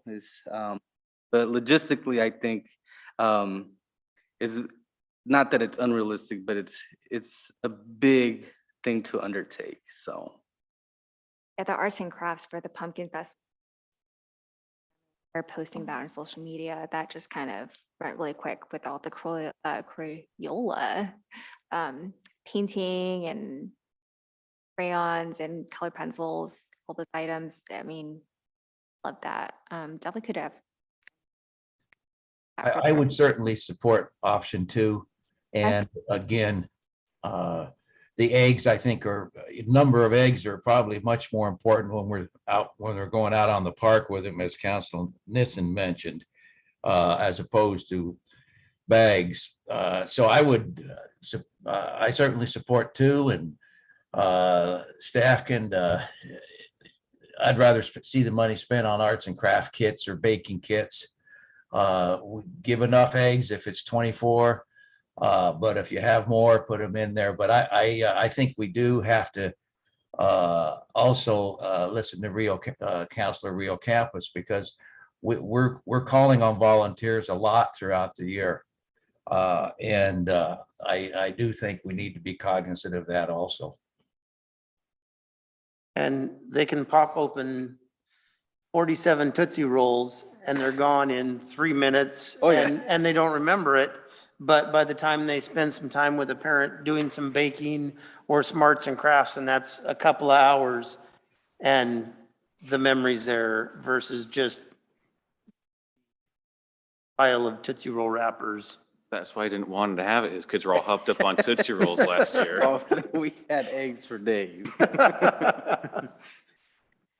Okay, so just kind of recap, from what I'm understanding correctly, is decrease the amount of eggs and increase the budget for arts and crafts and baking kits, correct? Everyone in agreement? And this will And be we'll tell option no 2? one that we don't have 34,000 eggs. Mayor, don't you leak that now. Don't leak. Well, when I leak it, I know who to blame. Put it right on this guy. Everybody. You 3. The Grinches of Easter. The Easter weasels. Oh, it's, Easter weasels. you guys aren't wrong. And like I said, it's just pride.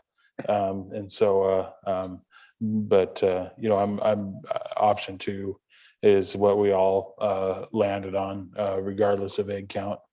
And it does seem like the best way to handle the situation. Okay, so that would open up the budget for us to allow to increase the number of those baking kits for families. All right, so the next steps, I'll coordinate those based on your suggestions. And then we'll start posting on our social media and then our newsletter and our website as well to promote our event.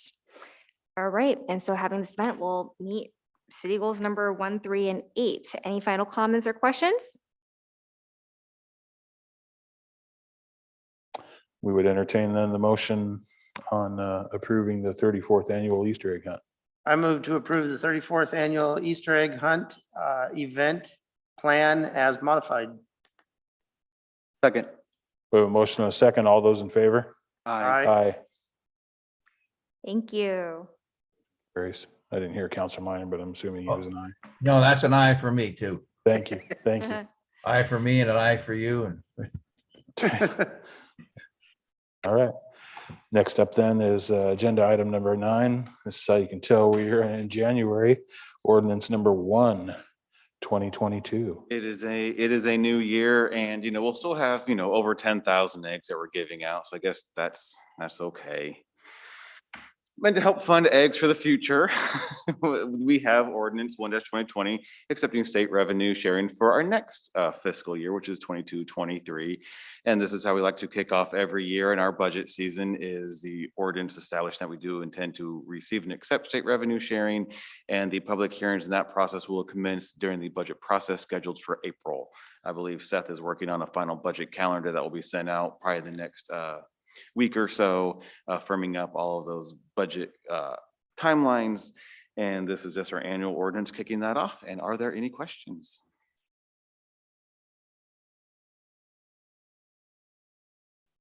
But then I'm going to assume that we want the money, and so I will entertain a motion on ordinance 1-2022. I move to adopt ordinance 1-2022, accepting the State of Oregon Shared Revenue Program for fiscal year 2022.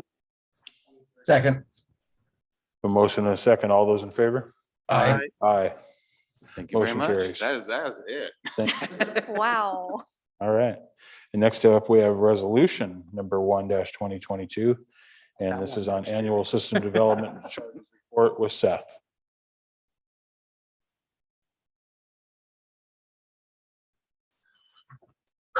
Good evening, Mr. Mayor, councilors. Can you see my shared screen? Okay. Yep. All right. So what we have for you, again, it's the turn of the year. Uh-oh. You're going to want to undo that. Yeah. I think I'm just going to leave this the way it is and not figure it out for my next presentation. So as Greg said, it's the start of the year and the state likes to impose some must-dos. One of those is that every year, as part of us receiving system development charges, we have to make a report to council letting you all know how much we've collected, how much we've spent, and what we've spent it on. So system development charge revenues, or SDCs, are restricted for specific purposes. That's why we have put them in a separate fund. One thing that Tara didn't mention in her report tonight is that one of the recommendations that our auditors had this year was that we create a separate parks SDC fund to split the parks and the water and sewer funds separately. And that's something that we will either bring forward as part of a supplemental budget or as part of next year's budget process. But again, all of that relates to the fact that these are specially designated funds that have to be spent on specific purposes. So by splitting them, we'd have, instead of one SDC account that the funds go into, we'd have separate ones for each SDC. We'd have one for parks and one for water and sewer. They wanted us to keep the general government and the utilities ones separate. And it's not a requirement, but for financial statement reporting, keeping your general government and enterprise funds separate makes things easier. And since it was their first year and we didn't want to tweak them too much, we said yes. So we'll annoy them, 3 or 4 years once we've gotten familiar. But for now, we're going to keep up good relations. So we'll start off with the water fund. The water fund is the one with the biggest balance, and actually the only balance. We didn't have a lot of SDC activity this year. We got $12,544 of revenue. We didn't spend anything. This balance continues to sit in the SDC fund and is available for future projects. Not so in the sewer fund. And the sewer fund had been building up a balance, but our second payment for the Gresham wastewater treatment facility came due last May. So we took all the money that was in there and we spent it. So we started off the year with the beginning fund balance of 156,000, added 10,000 and took all 166 and sent it over to Gresham with a little bit of additional revenue. As part of that payment, we also have 3 years to collect the balance and pay that back with SDC funds. So we were short about $33,000. If we get that in the next 3 years, we will use that to backfill that payment. Then parks, we still have a balance of about $70,000 that we owe that was borrowed for the purchase of the Grand Ron Wetland Park. And we collected about $2,000 this year, and all that went to pay back that loan. And again, we have 3 years from the date of that purchase to collect those funds and be able to use SDCs to repay those.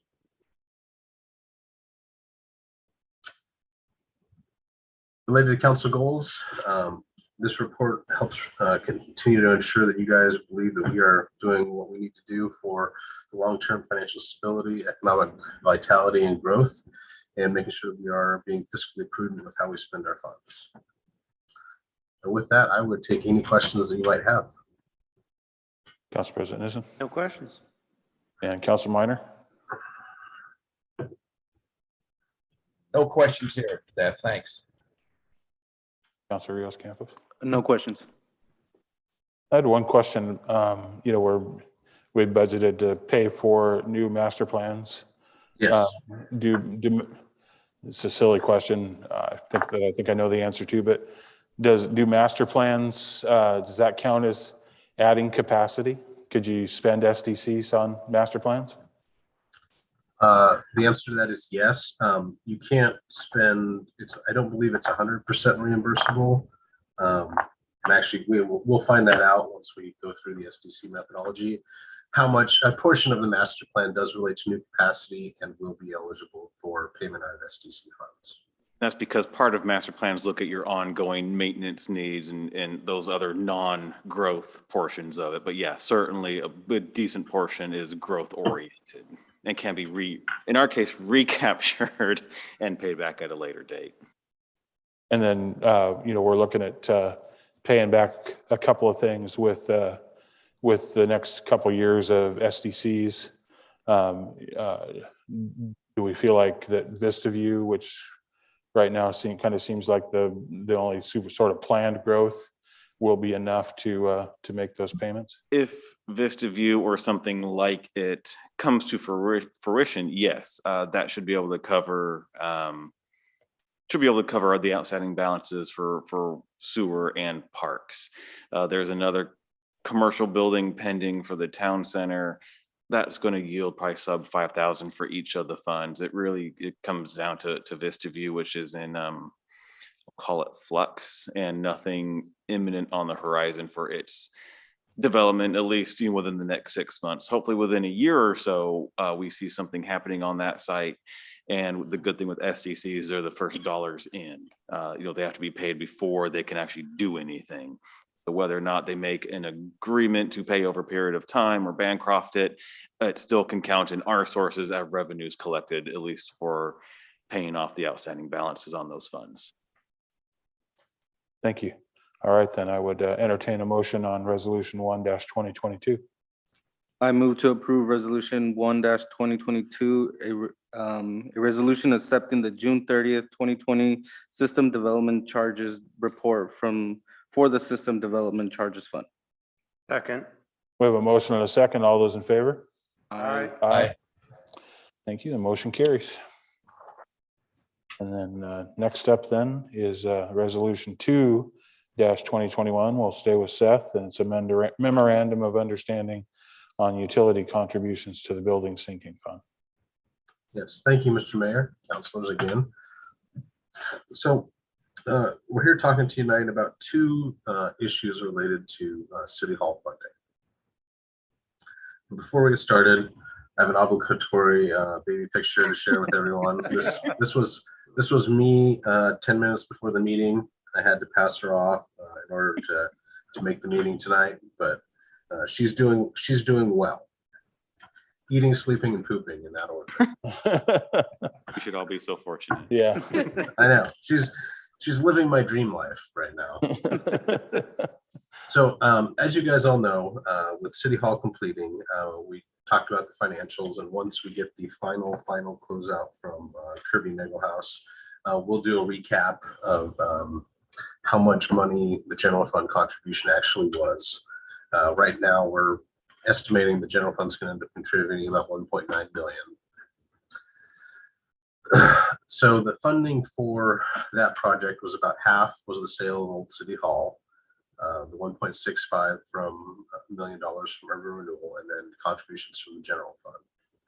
So we have two issues, and both of them are related to what we're just talking about, which is restricted funds. So the city has many different pots of money, but the only unrestricted pot of money that we have is the general fund. Everything else has a special revenue or a rate base, which restricts what we can spend the funds on. So within the general fund, which has already done the contribution, there is one pot of restricted money, and that's building. So we fund a lot of things out of the general fund: administration and finance, events, public work administration, public safety, and building. So building is a part of what goes on in the general fund, but it's also a pretty significant part, especially over the last few years. So the exercise we're going through is trying to determine what portion of the $1.9 million general fund contributed belongs to the building fund. So we went through a couple different ways of looking at this. There's no right way to allocate costs. Typically, you either do it based on the total expenditures of the program or the number of employees is usually what people do. With our general fund, it's a little tricky because normally with a government, it doesn't really matter if you use employee headcount or dollars because they're generally the same. With us, because our general fund, our biggest expense is public safety, but we don't have any public safety employees. That skews it a little bit. And in talking about City Hall, we're really trying to get a sense of, what functions is this building supporting? And so while we do have a public safety space for the Multnomah County Sheriff, the employees that we house in there, none of them are public safety specific employees. However, we do have some building employees. And so we looked at how we allocate and what people spend their time on. And we figure of the people that are here in the building, about 16% of the time that's spent is spent on the building function.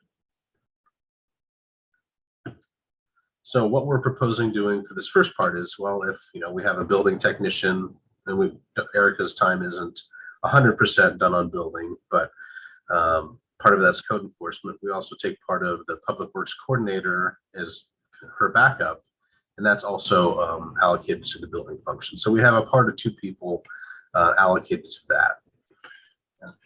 When we take a look at that and just split that out by percentage, what we're proposing is that the building fund would contribute $300,000 of the $1.9 million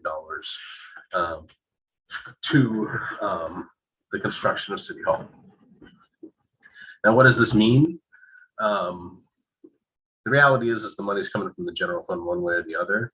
What this allows us to do, this is the first year And we started tracking this year within our audit. This is the first year that the building fund has actually shown a positive balance in its last 11 years, which is great. That means that we've had a couple really gangbuster years. The problem with that is that those funds are restricted. We cannot use them for anything other than building. And so our ending balance as of last year was 25,000. What we're proposing doing is that a share of the building cost is going to be allocated to each of these building, electrical, mechanical, and plumbing based on the total relative share of their expenditures. And what this will allow us to do is it will allow us to book a negative balance, run a negative balance for our building function, which we've historically operated that way. And so what this really does is it is going to be able to allow us additional flexibility in how we spend funds. You know, if we did not keep the building fund in the red, then we would have to monitor and make sure that we didn't spend that last $25,000. So if we have a couple more good years in the building fund, we're not going to have restricted funds sitting on our books because we're recognizing that the building fund uses the facility and should contribute a portion of the cost of the facility. This is just going to mean that any money that the building fund earns over the next few years that's above and beyond its costs is going to be used to pay back that. And it's going to be an unrestricted revenue in the general fund. So I will pause here and ask if there's any questions about what it is that we're trying to accomplish with this cost allocation within the general fund. Well, I'm glad you decided to stop there because I got to admit that I'm not getting how the building fund makes money. It typically doesn't, and that's not a bad thing because just like water and sewer have to be spent on water and sewer, building has to be spent on building, and it's further subcategorized in those expense categories you see there. So for example, electrical can only be spent on electrical building related items for, you know, for your programs, inspections, etc. And we have historically always operated a negative balance, essentially the general fund paying, you know, parts of essentially our permit techs wages, benefits, etc., because what we got in permit revenue couldn't cover all the costs. And that's fine. That's what we brought you, I think, just over a year ago, talking about service levels, permit fees, and basically having someone always available is a benefit to the community at large. It supports their projects, that hands-on approach. That does come with a cost. And typically, we spend more out of an unrestricted general fund than we get in on these restricted fund revenue sources. What this approach allows us to do is, since the building, I'll call it the building fund, even though it incorporates those subcategories, didn't contribute anything to this building's construction, even though the function lives here and you couldn't operate independently of this building. It would have to build its own thing. The idea here is we take what portion, what is that percentage of, you know, what lives here? And it was, you know, roughly 16% is what our best guesstimate based on some metrics looked like. Taking that number, applying it to the revenue sources is about 300,000 of the building costs. You take that and now all of a sudden all the programs are in the red again, essentially making them, they're still restricted, but we don't need it. There's no balances to carry to track that. Okay, we have, you know, $9,000 in mechanical. How are we going to track how $9,000 was spent supporting the mechanical program? You know, there's not a lot of computer expense, software expense that comes out of our operations. Allocating it towards the sinking fund essentially for this building is a legitimate way to expense those while relieving the unrestricted part of the general fund. Is that making a little clearer sense? So yes, it's running in the red. It's always operated in the red, supported by the general fund. Now that there's actually a pot of revenue and actually some ending fund balance to contribute to the upkeep of this facility is a legitimate, you know, way to share the expense with a restricted fund that also relieves the unrestricted general fund.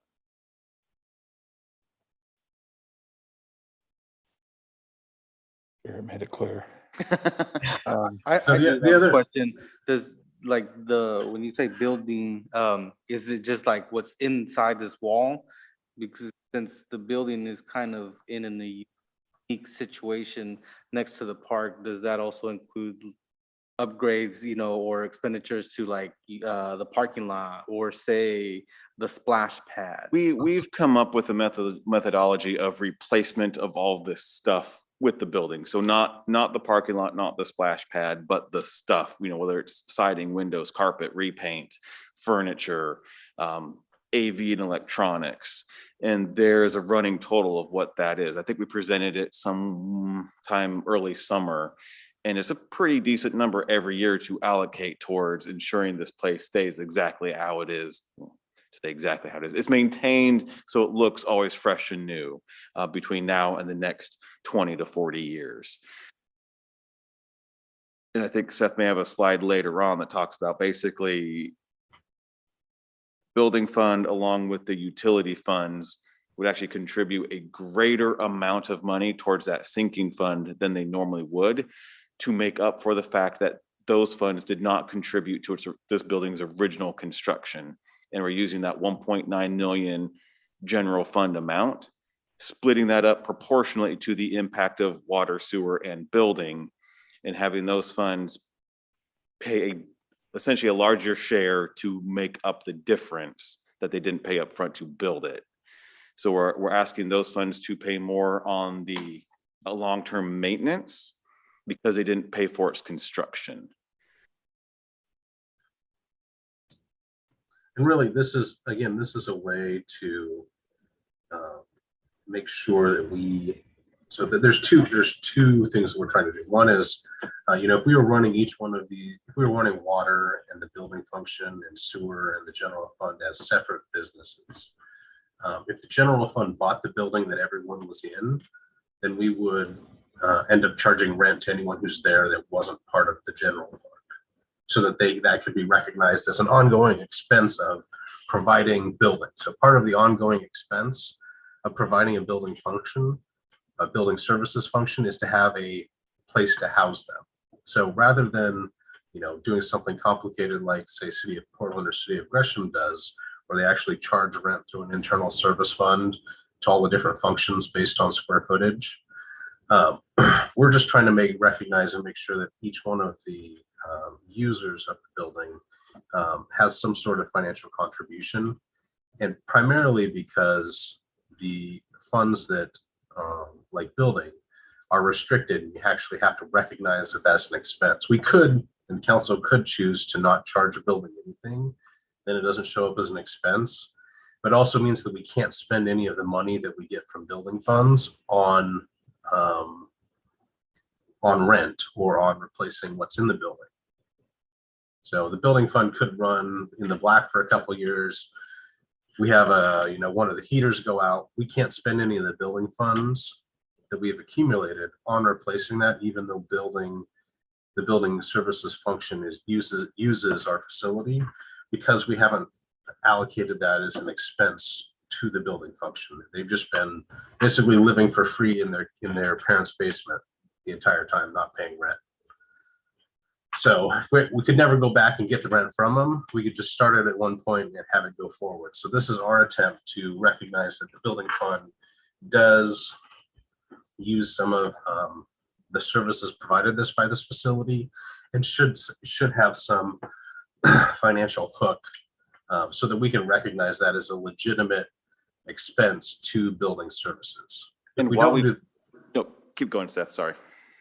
And what this does is it provides us flexibility later. We could always, the building fund gets, council can always determine to spend general fund on building services.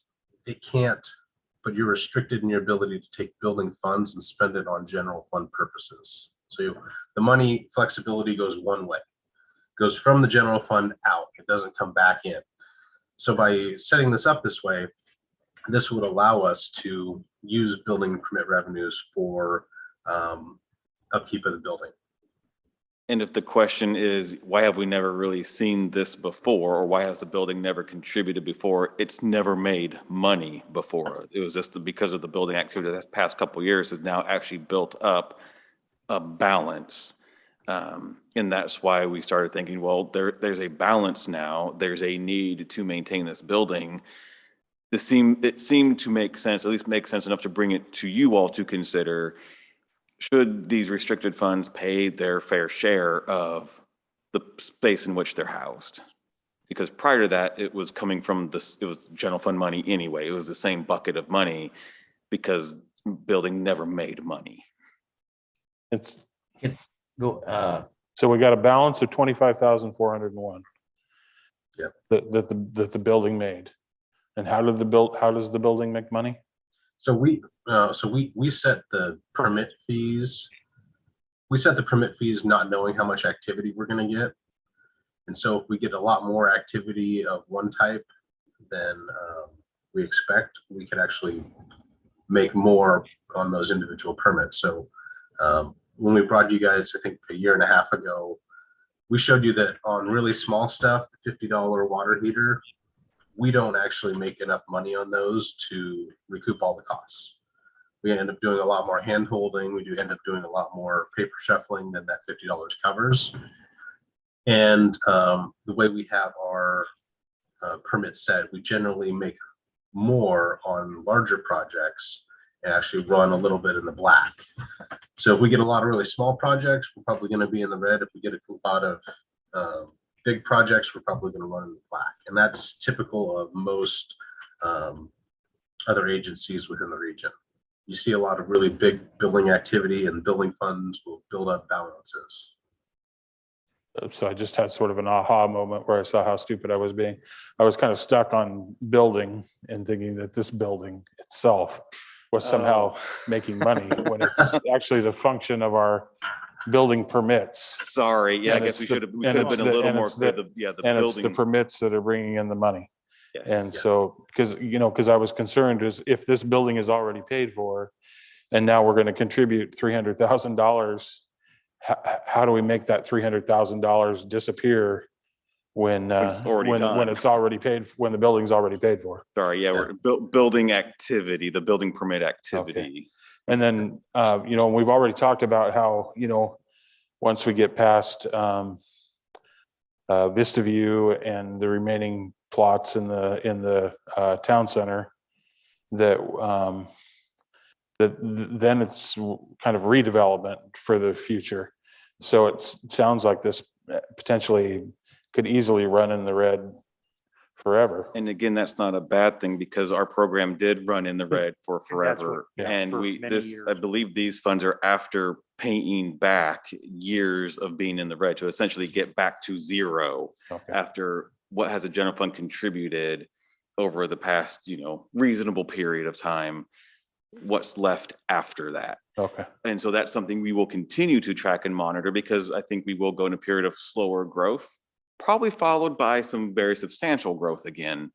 And then as long as we do our end tracking what has been spent on building activity, we can then again pay everything back as we build up those balances. And Seth, correct me if I'm wrong on that assumption, but I believe that's what we did. Yeah. And the way to look at this is also, we could spend $1.9 million of unrestricted general fund on the building, or we can spend 1.6 million of general fund unrestricted and 300,000 of restricted. So we're not changing the amount of money that's being contributed. We're changing where it's coming from, whether it's going to be entirely unrestricted or if the building's going to shoulder a portion of that. And this is really just the only place you're going to see this is in some beginning fund balance accounts that only the accountants look at. well, let me just weigh in here because I would have to go way back and pull out some notes from some business classes I took at one time in my life to try to sort this out right now. Yeah. But I think the point here is that I'm understanding this is a methodology that staff is recommending we use this year Yes. to allocate that money. Yes. And that methodology is what you see as best practice at this point for Yes. where we're at. Yep. Okay.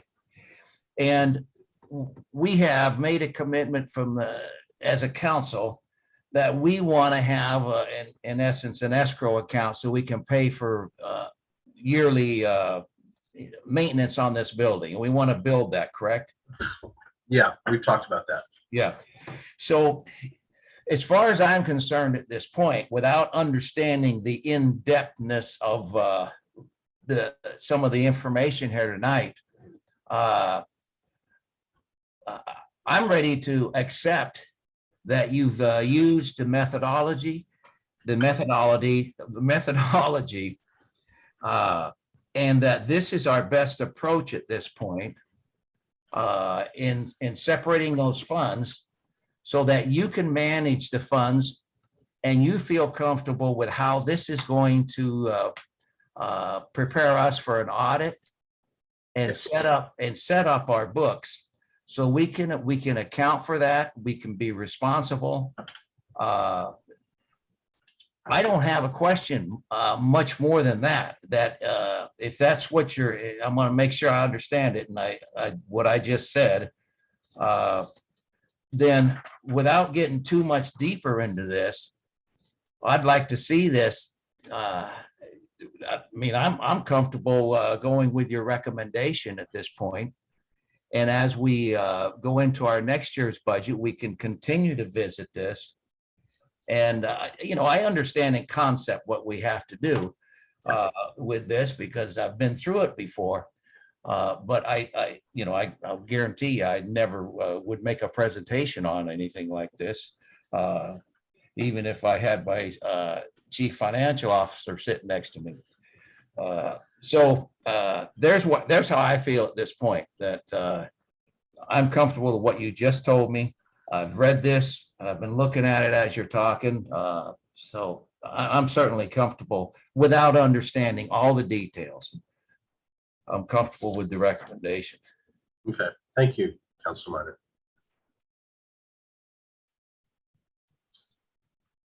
Minor. And since we're pausing here before I get into the second part of it, anyone else have any questions or concerns that need further explanation? I'm good. All right, so that was part one. That was the building. Same idea. We're moving to the utilities. So that was the general fund and the initial 1.9 million. Let me give you a little bit of background about how this kind of came up. Greg and I we were all in the management team meeting one day chatting about kind of the new building, and I was like, I'm really glad we don't have a police chief or a fire chief on staff, because if we told them that the general fund was going to be paying to house the utilities, they would be drumming up their union membership, going to council, they'd be demanding their finance director and city manager's head on a platter if we were spending their general fund money on a building for the utilities and not charging them anything. So that's kind of started as kind of an offhand comment of one of those, I'm really glad I don't work for the city of Gresham anymore type of ones that come up periodically, management team. But it also got us thinking of, in that case, the police chief or fire chief would have been right on the merits, in that it doesn't make sense that the utilities, which are using half the building, if you look at it in terms of people who are being housed here, contribute nothing to the maintenance of the building, and it all comes from the general fund. That also kind of struck us as as not necessarily an equitable way of funding a building like this. So kind of thinking about that, and then also kind of looking at the idea of what we have talked about with a sinking fund. What we're requesting is that, I'm going to skip through this because we've covered most of this.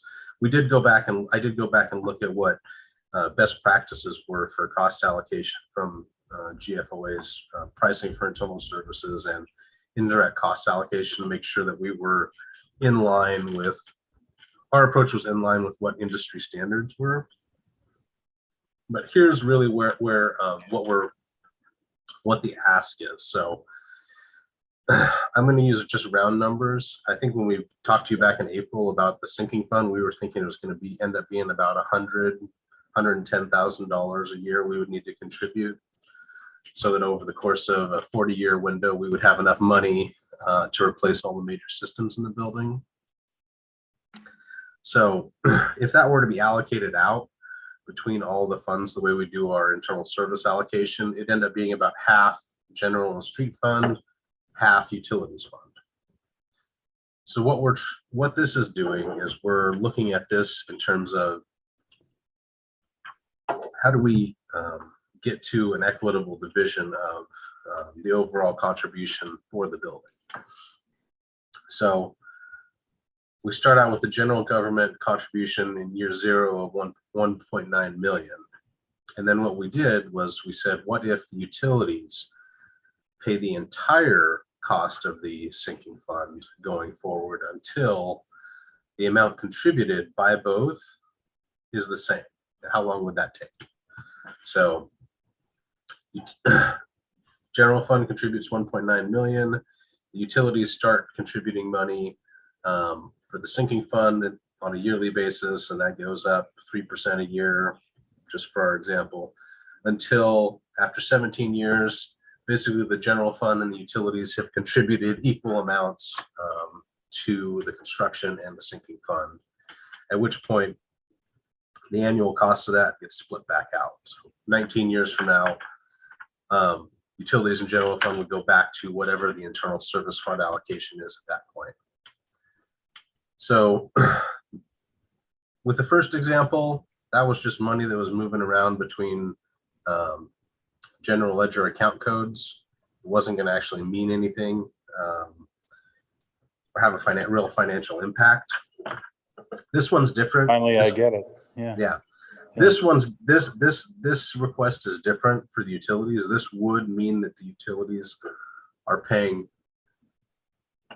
more than they would, and for good reason. They would be paying more until they kind of got caught back up to match how much the general fund contributed for the building. Again, this one is kind of taking the recognition that this is just one way of doing it.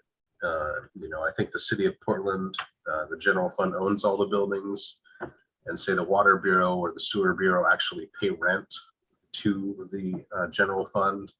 And that rent goes to doing building replacements and, repairs and replacements, as well as the heating and operating costs of those buildings.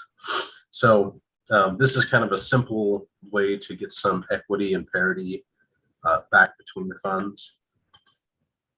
And again, this doesn't, 5 years from now, we could hit an economic depression and we can't, services are more important. We can't continue to maintain this function, contribution to the sinking fund. It doesn't lock us into anything. What it does though do is give us the flexibility in the future that the general fund could contribute to the water or sewer funds. Water or sewer, absent a good reason, can't send money to the general fund because those funds are restricted. So what this does is it reflects an equitable sharing of the cost, and it preserves future financial flexibility so that council can in the future make a decision. Whereas not doing this would mean that we couldn't make a decision. We couldn't take money that was sitting in the utilities and move it to the general fund. So let me ask you then about years 18 and 19. Yeah. So if you take the general fund contribution of 19,008 and add it to the 162,000 from the utilities, yep, you get to 181, which would be the 3% increase over the 176. Yep. But then in year 19, it's 83 from each. And that's only 167, 695. How does year 19 get cheaper than year 18? That is a great question. I will admit, I probably screwed up the cells in line 19.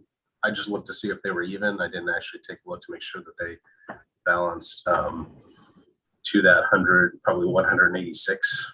That actually, what that probably is I probably dropped a digit. That probably should be 93,000.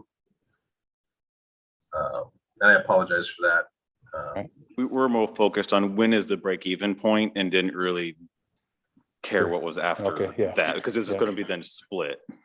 And so essentially the building function, which is housed in this building, but will probably run in the red for the future, is just paying all of their rent right up front with the 299,000.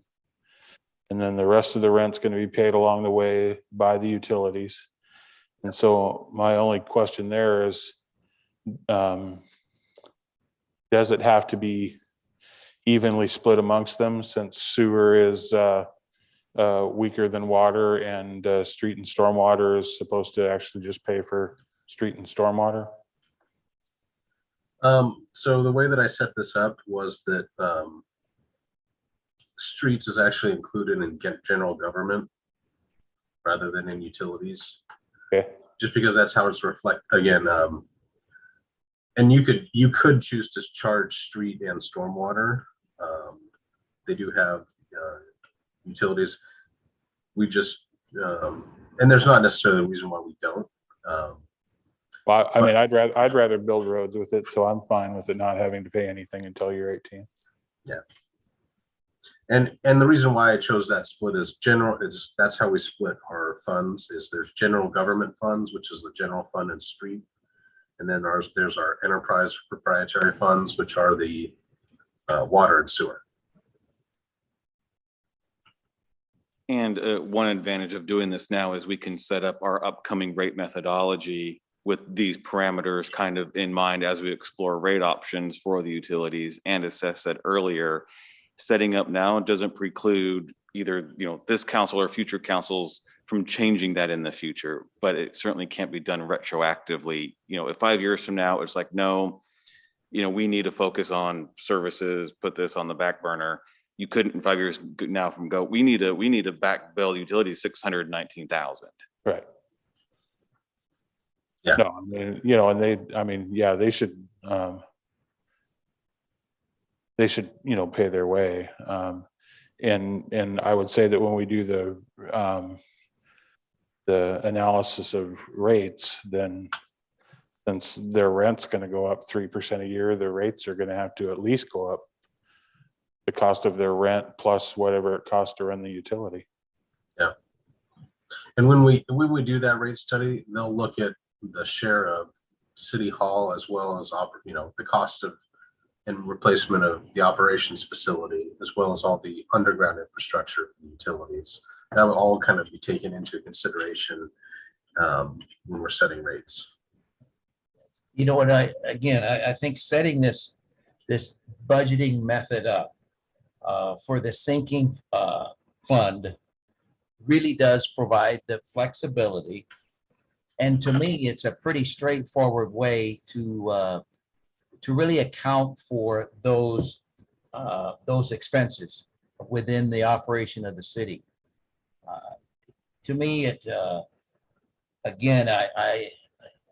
I'm always concerned about paying for a building over the life of the building. Yeah. And setting up a budgeting process that allows that, and it happens every year. And I think breaking it in to our major categories are building, electrical, mechanical, water, utilities, etc., is the best way for you bean counters to start putting money in the columns where it's best to put it for auditing purposes and just for accounting purposes over a 10 or 20 year period. Yeah. Yeah. Well, yeah, I mean, and it took me a minute to come to that same conclusion. And, and clearly the numbers have to go up because the older the building gets, the more it's going to cost to service it likely. Yeah. Yeah, I understand it now. And Seth, if you don't figure this out right, in 19 years, we're all gonna come back and come after you. I told Greg I'm 40 years old right now. At age 58, I'm gonna look to retire. That'll be 1 year before this all goes boom. And when you go retire, if all of a sudden, your retirement's got another $1 million fund to it, and we can't fix the building. There was a dark moment before I started to understand it where I was just happy with the fact that I was probably going to be dead in 19 years. Hey, not if you stay with your diet, Mayor. Okay. Is there any other, so that's probably the simplest way for me to talk about it. There's a lot of details. I've got a lot of spreadsheets that are behind this. If you guys want to, take some more time, think about it, consider this isn't if we don't do this today, it's an emergency and we need to have it now. I want to make sure that everyone's comfortable with what we're trying to do with this. And again, we'll revisit this as part of our budget discussion, because again, this is annually going to be part of an annual discussion when it comes to budget time. Hey, I'm ready to move to approve this resolution, Seth. Yeah, let's jump on it while all of our heads are shaking in the same direction, however tentatively it might be. I'd really like to hear some more, Seth, but right now I'd like to approve this motion 2-2022, accepting the cost sharing for the municipal building between the water, sewer, and general funds. Second. We have a motion and a second. All those in favor? Aye. Aye. Thank you, Councilor Minor. This is the next session for, City Hall After Dark with Seth, or all the behind the scenes Yeah, spreadsheets. That's right. As long as none of them leads off with how 110,000 or 163,000 wasn't enough, depending on the year. Yeah. In the end, Seth, you know what we want to know. It's pay the bills. All right. So we haven't had an opportunity to grill John yet, so let's have the Public Works Director's report. Yeah, he looks real bummed.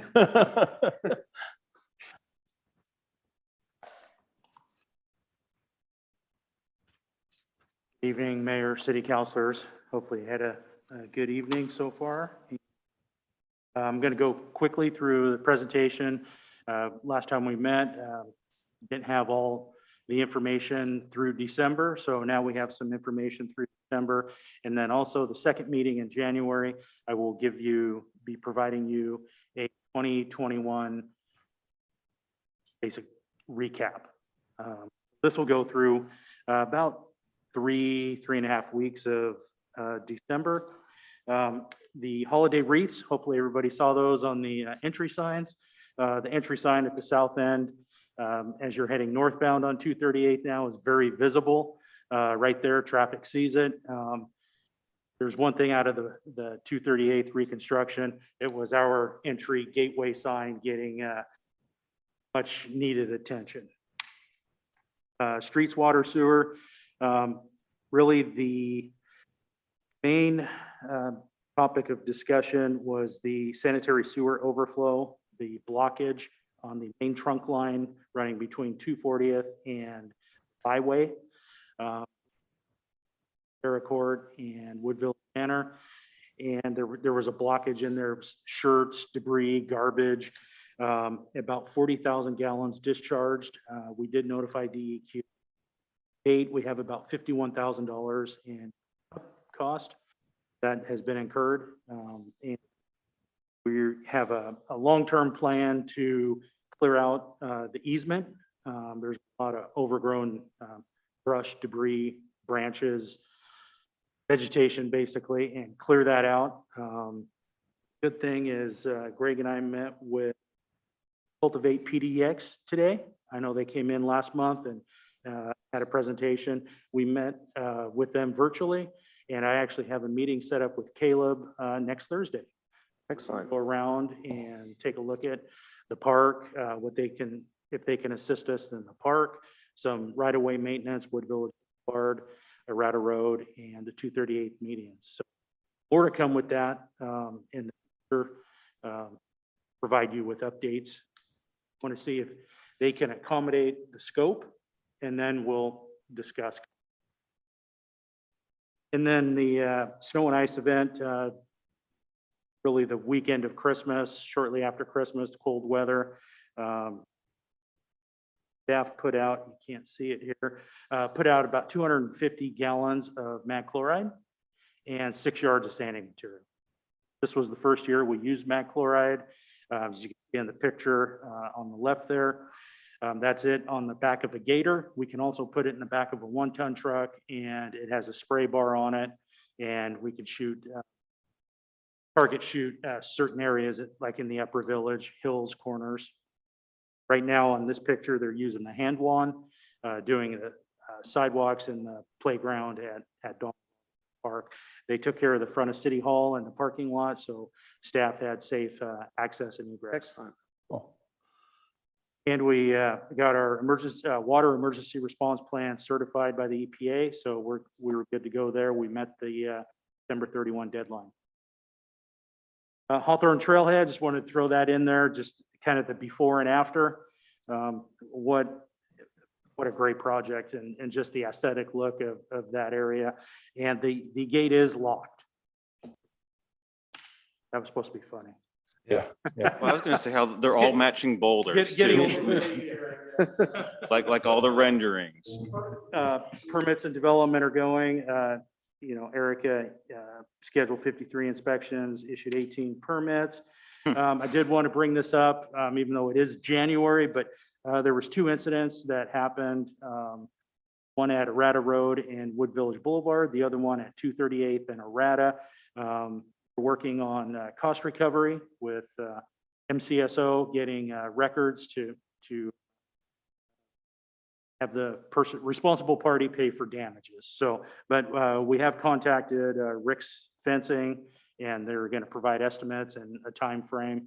Understand that, materials is limited right now. I mean, just on this project here, the fencing that they put in on the west property line took about a month or 2 to material. So don't get frustrated if you don't see any movement. We know it's there, and we have made contact with Rick's. And it'll be paid not by us. Well, we'll pay it, we'll get reimbursed. John, Yes. when we installed the rock-esque fence, what's one of those panels run, just ballparkish? Oh, boy, I'd have to I look. want to say it's two, I thought it'd be about $300. yeah, so it's just, upper 200s per. Would it be beneficial, since this seems to happen a couple times a year, getting 2 extra panels and having them squirreled away, so we have them at a lower cost, and then when damage happens, we have a better chance at fixing it, and we don't get stuck in this Predicament that we were in. predicament. And it's not just us, it's worldwide. Right. We've got some other stuff at work where we're waiting on panels for a bay door, and it's a 2-month wait. Right. Versus having a couple of panels, we can get out and have Rick's come out and install them, and we're back in business. Maybe Rick should even store them if we. Or maybe We Rick's can so that definitely wouldn't have that conversation with Rick's. Also, too, I should have stated too, Rick's is having problems with personnel too. Yeah. So yeah. like everybody is at. Sure. But yes, I can have that. I mean, if it's $300, $400, that's not a major cost for us versus having to wait 3 months to get them. Right. And Counselor Nissen, that's a great suggestion, because you firemen always need extra parts, so. But maybe maybe the black wrought iron faux wrought, the aluminum fence too. I mean, if we're gonna try to, get the materials, might be a good idea. Right. And either myself or Kyler can have that discussion with Rick's and see what's best in the best interest of the city moving forward. Where the aluminum fence is down, is that our accident that was on the video. Yes. Yeah. Yeah, and that's what first thing I saw on the video was our Yeah. fence. Are you kidding me? He wasn't worried about it. No, it's just. Oh, they were fine. You could tell. Water production, over 12 million gallons last month, and water consumption, can't see it, but it's just over 10 million. System loss was 13%. Don't be alarmed at that. So looking back at the history, I don't know why, but every December it seems to jump. Don't know. Last December, I believe it was 12%. This December, it was 13%. We are keeping an eye out for, Yeah. water bubbling through cracks or anything like that. But don't be alarmed at this point. We're still on an average for 2021, just over 7%. But it always just seems to happen in that December timeframe. December, like I said, last year it jumped up to 12%. This year it jumped up to 13%. Yeah, well, John, my system loss here too has gone up. Well, yeah. We capture that's what I that, though. understand. So with that, I'll take any questions. I wanted to make it quick, quick overview. And like I said, more to come on the Cultivate PDX and how we can hopefully get a partnership there. Council President Nizam? No questions. Thanks for the report, John, and thanks for working with, or potentially working with Cultivate PDX and exploring other avenues to get the work done that we need. That trailhead looks great, John, but Thank you. I did have one quick comment or question that was brought up to me is, do you know, or can the city look into having a Christmas tree recycle day? I think the closest one was the one that Metro was offering, and a lot of the community members were asking me, and so I said, I'll ask and see what the possibility is and see if that's something, because I know we've done the leaf deposit Right. thing here, and so was just a comment that was made, that a recycling for Christmas trees could be a potential need as well, or at least something that could accommodate it for quite a few. Yeah, folks. because So, I for mean, anyone, oh, go ahead. Quick suggestion would be, our leaf drop stops at December 31st. We kind of take all the signs down.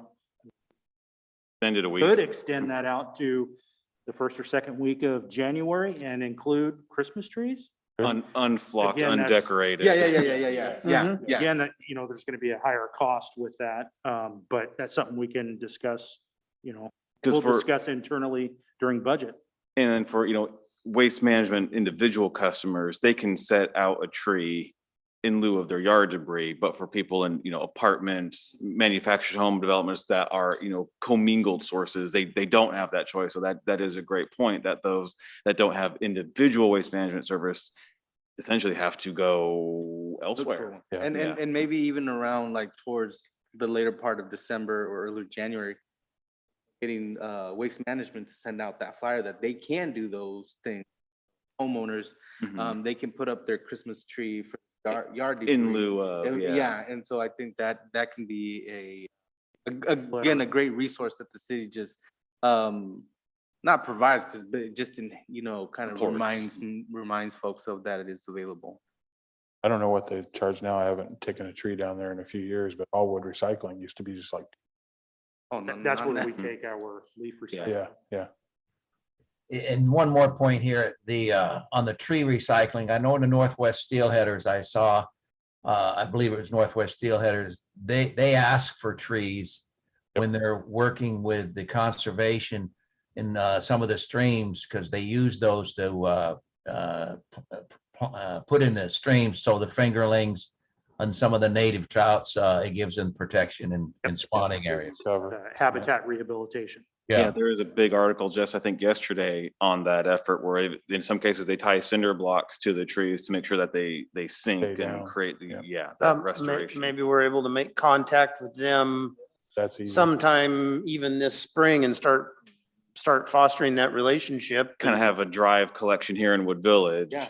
Yeah. They were looking for trees, and it'd be great if we could help that cause too. Any other questions, Mayor? Thank you. Thank you, John. Thank you. Appreciate it. And next up is the finance director's report. It looks like Greg is moving to the. Oh, okay, so it'll be still with Seth. Mr. Mayor, councilors, there included in your packet is the information for the month end November 30th. I don't actually have a presentation for you because we covered all of the highlights of this at your December 16th meeting.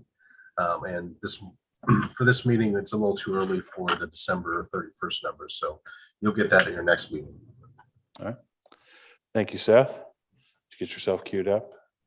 So my report is about as equally as short as Seth's because we did just meet about 4 weeks ago. That was kind of the anomaly for our December meeting, is a bit later, more mid-month. But I did, so you'll get a 6-month kind of midpoint on your APP at your next meeting. And, you know, and speaking of waste management, I didn't get an update yet today. I assume I'll get it tomorrow. We did get notice from our City of Gresham partners that the Metro Regional Solid Waste Consortium has been meeting with all waste providers because due to staffing shortages, the issues of getting to Arlington for the larger landfill, there are concerns at transfer stations about capacities and service level interruptions here in Wood Village already.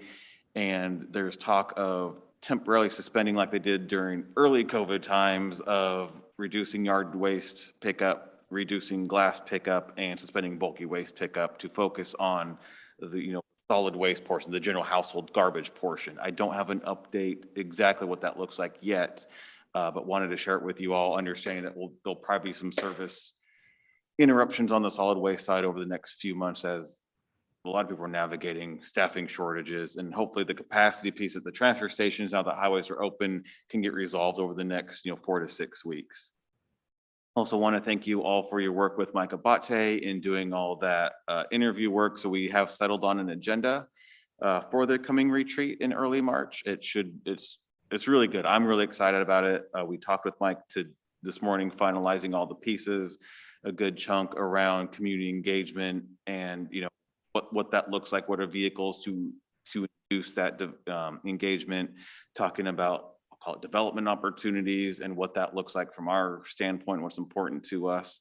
And then again, talking about some council meetings and what you all need to get out of these sessions, make sure they're meaningful, effective, and efficient, all with the spirit of as much transparency as possible for all the viewing public. So a great agenda, really happy with it. You'll start seeing that roll out, that mid-February time as we get the packets and things to you with plenty of advance notice, all prepared. It'll be here. We'll set it up in a very nice, fun, casual environment. And I think I'll just pause real quick and just ask, what do you want for foodstuffs? Like meals or snacks? Snack because apparently my 12-year-old snack attack pack didn't resonate except with Councilor Rios Campbell's kids. Yeah, I'll take that again. So. But didn't know, Wood Village burrito we've used a lot, which seems to be a nice choice. There's also Joy Teriyaki. There's Bellagio's Pizza, the Vitae. Just want to keep it local, but also want to make sure that it's Ooh, we'll have Jersey Mike's by then. Right. Jersey Mike's. They've got permits in hand. We're hoping middle to end of February. Yeah, that could do Jersey Mike's. Yeah, actually. if we've got Jersey Mike's. Sounds good. Yeah. Good. Their Giant, sandwiches are let's awesome. get the giant sandwich platter and then a giant sub. Yeah. Yep. Is it March 5th, the date? Yes. Oh, thank you. Yeah, first Saturday in March. Yeah. So yeah, Jersey Mike's. That'd be a nice way to welcome them to our city. Oh. That is all the update I really had for you today, understanding that in your next meeting, you'll get the more traditional and performance plan update, but wanted to highlight a couple of those upcoming current things. What questions or concerns do you have on anything you've seen, heard, talked about? Questions? Fairview has done an offer to their new city manager, Philip Morley. Details on how the contract negotiations work, but that is who they selected. Partner in town, Mr. Morley, Washington. So probably has his homework to do on Oregon tax structures. Maybe you can get with Jeff and learn about Oregon home rule. And But Jeff, before you do that, maybe you could start off your presentation with how we can be less transparent when nobody's looking. Well, I was going to ask for a reprise of Seth's memorable discussion about the building sinking fund. That beats anything I've heard, but so I at this point, I'm speechless. I don't have anything to add. That was pretty good, wasn't it? Forget about Oregon property taxes. Yeah, I'll admit to being flummoxed there for a minute or 5. All right, then. Thank you, Jeff. And then under mayor, council, and comments, anybody have any? No, sir. Okay, I would just. I have a go quick ahead. comment. Yes, please. Yeah, I just wanted to share that the Las Posadas event, the 11th annual Las Posadas event was really well received. Thank you to Mayor Greg and Em for showing up for that evening. There's some rough estimate counts on how many community members showed up. I'm estimating a little over 300, but there's some numbers that suggest closer to 500. And so it was a well-attended event. There's about there were going to be, I think, 12 organizations there, but about 9 of them showed up. So it was a well-attended event, staffed by organizations providing free resources into our community. And so it was, I think, a great opportunity to just feel the joy of a needed in-person event. I would say most people were wearing their face coverings outside, and luckily the weather held out until we were completely done cleaning up, and then Perfect. the rain came, but by that time we were out. So just thank you to the city for supporting that event in the way that they did. And talking with Greg's, we're looking in other opportunities what that might look like, and still continuing that tradition and supporting a great community event. There's talks of making it more of a bigger multi-community event, but more of resource fair, much like how this one was like resource fair style in the name of Las Posadas, but it'll be indoors because people are wearing face coverings in lieu of a scarf. Yes. But understanding like the need, and the desire of community, and this really provides that. And so looking for other opportunities, partners that can help.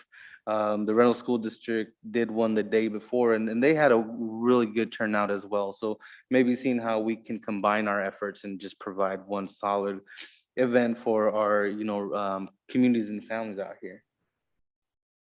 It was fun. Getting to take home a quart of pozole was good too. I will mention we did do Rosca de Reyes celebration. It's kind of our debrief, and the mayor did come out with 2 babies.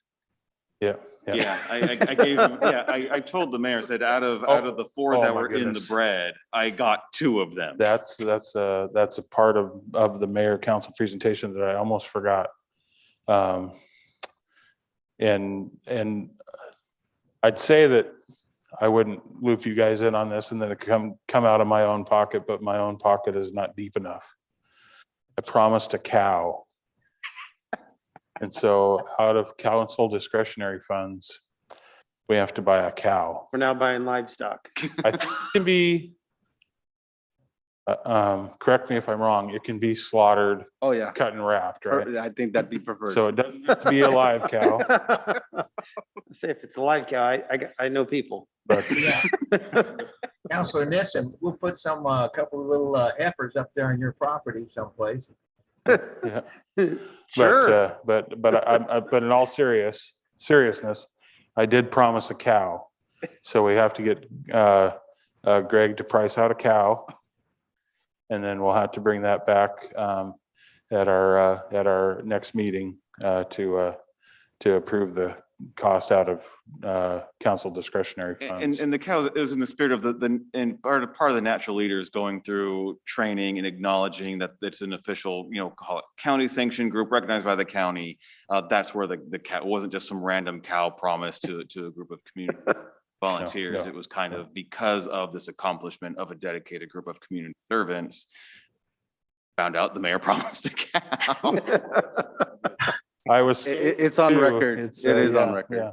Yeah, they do not forget, because that was the first thing they asked me is, where's our cow? And I'm Where's like, our cow? I don't know where your cow is. And I'm assuming we'll need to have that by the February dinner. Well, anything for votes, Mayor, Yeah, that's right.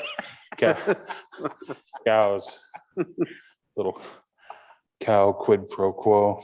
Luckily, I think we have a partner that's in the meat business. I think I can ask him what a cow wrapped Yeah, costs. costs. What a cut and wrapped cow costs. Gosh, that sounds awful. Cut and wrap is better.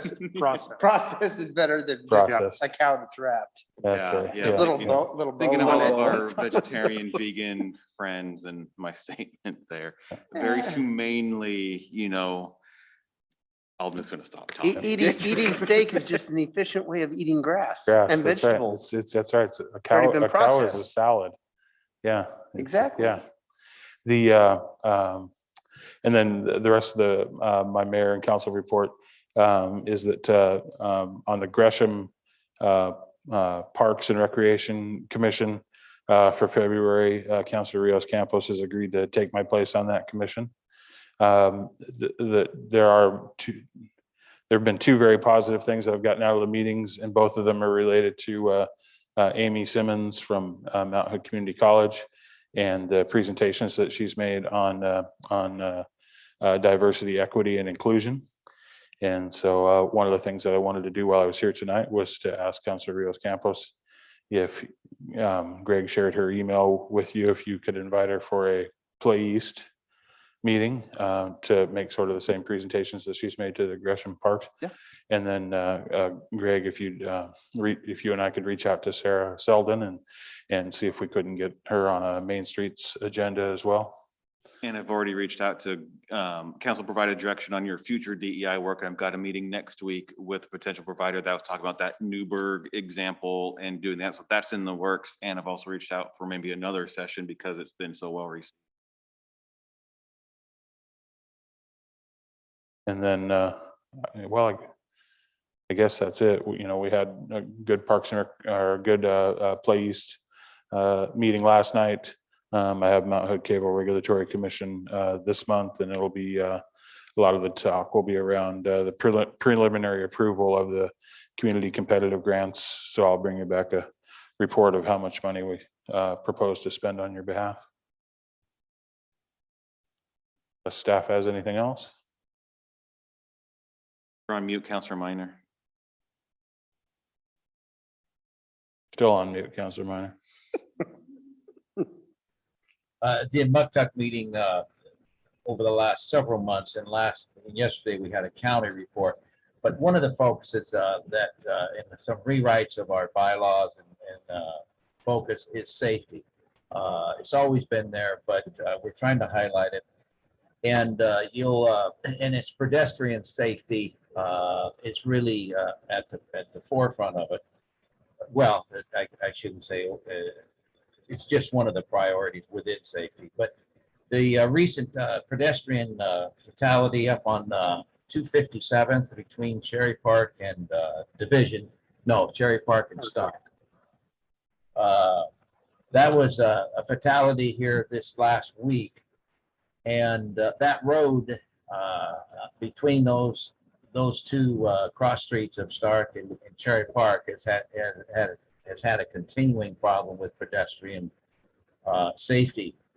The county has, and I'll make this short, but the county has enough money, and they're going to start right along that section of trying to get 2 crosswalks and then the flashing signs and get that started here. It's going to go to design review and hopefully have 2 additional crosswalks there between Stark and Cherry Park, as well as the redesign of that road to possibly put an island between the lanes, between the two, between the east, the north and south lanes, so that you have some safety there.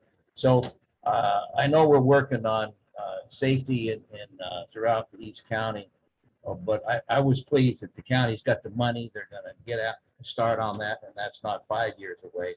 It'll happen here pretty quick. Anyway, that's just a bit of good news about East County here and trying to create some safer streets for us. Thank you, Councilor Meyer. We're adjourned. Thank you, everyone. Good night. Good night. Thank you. Bye.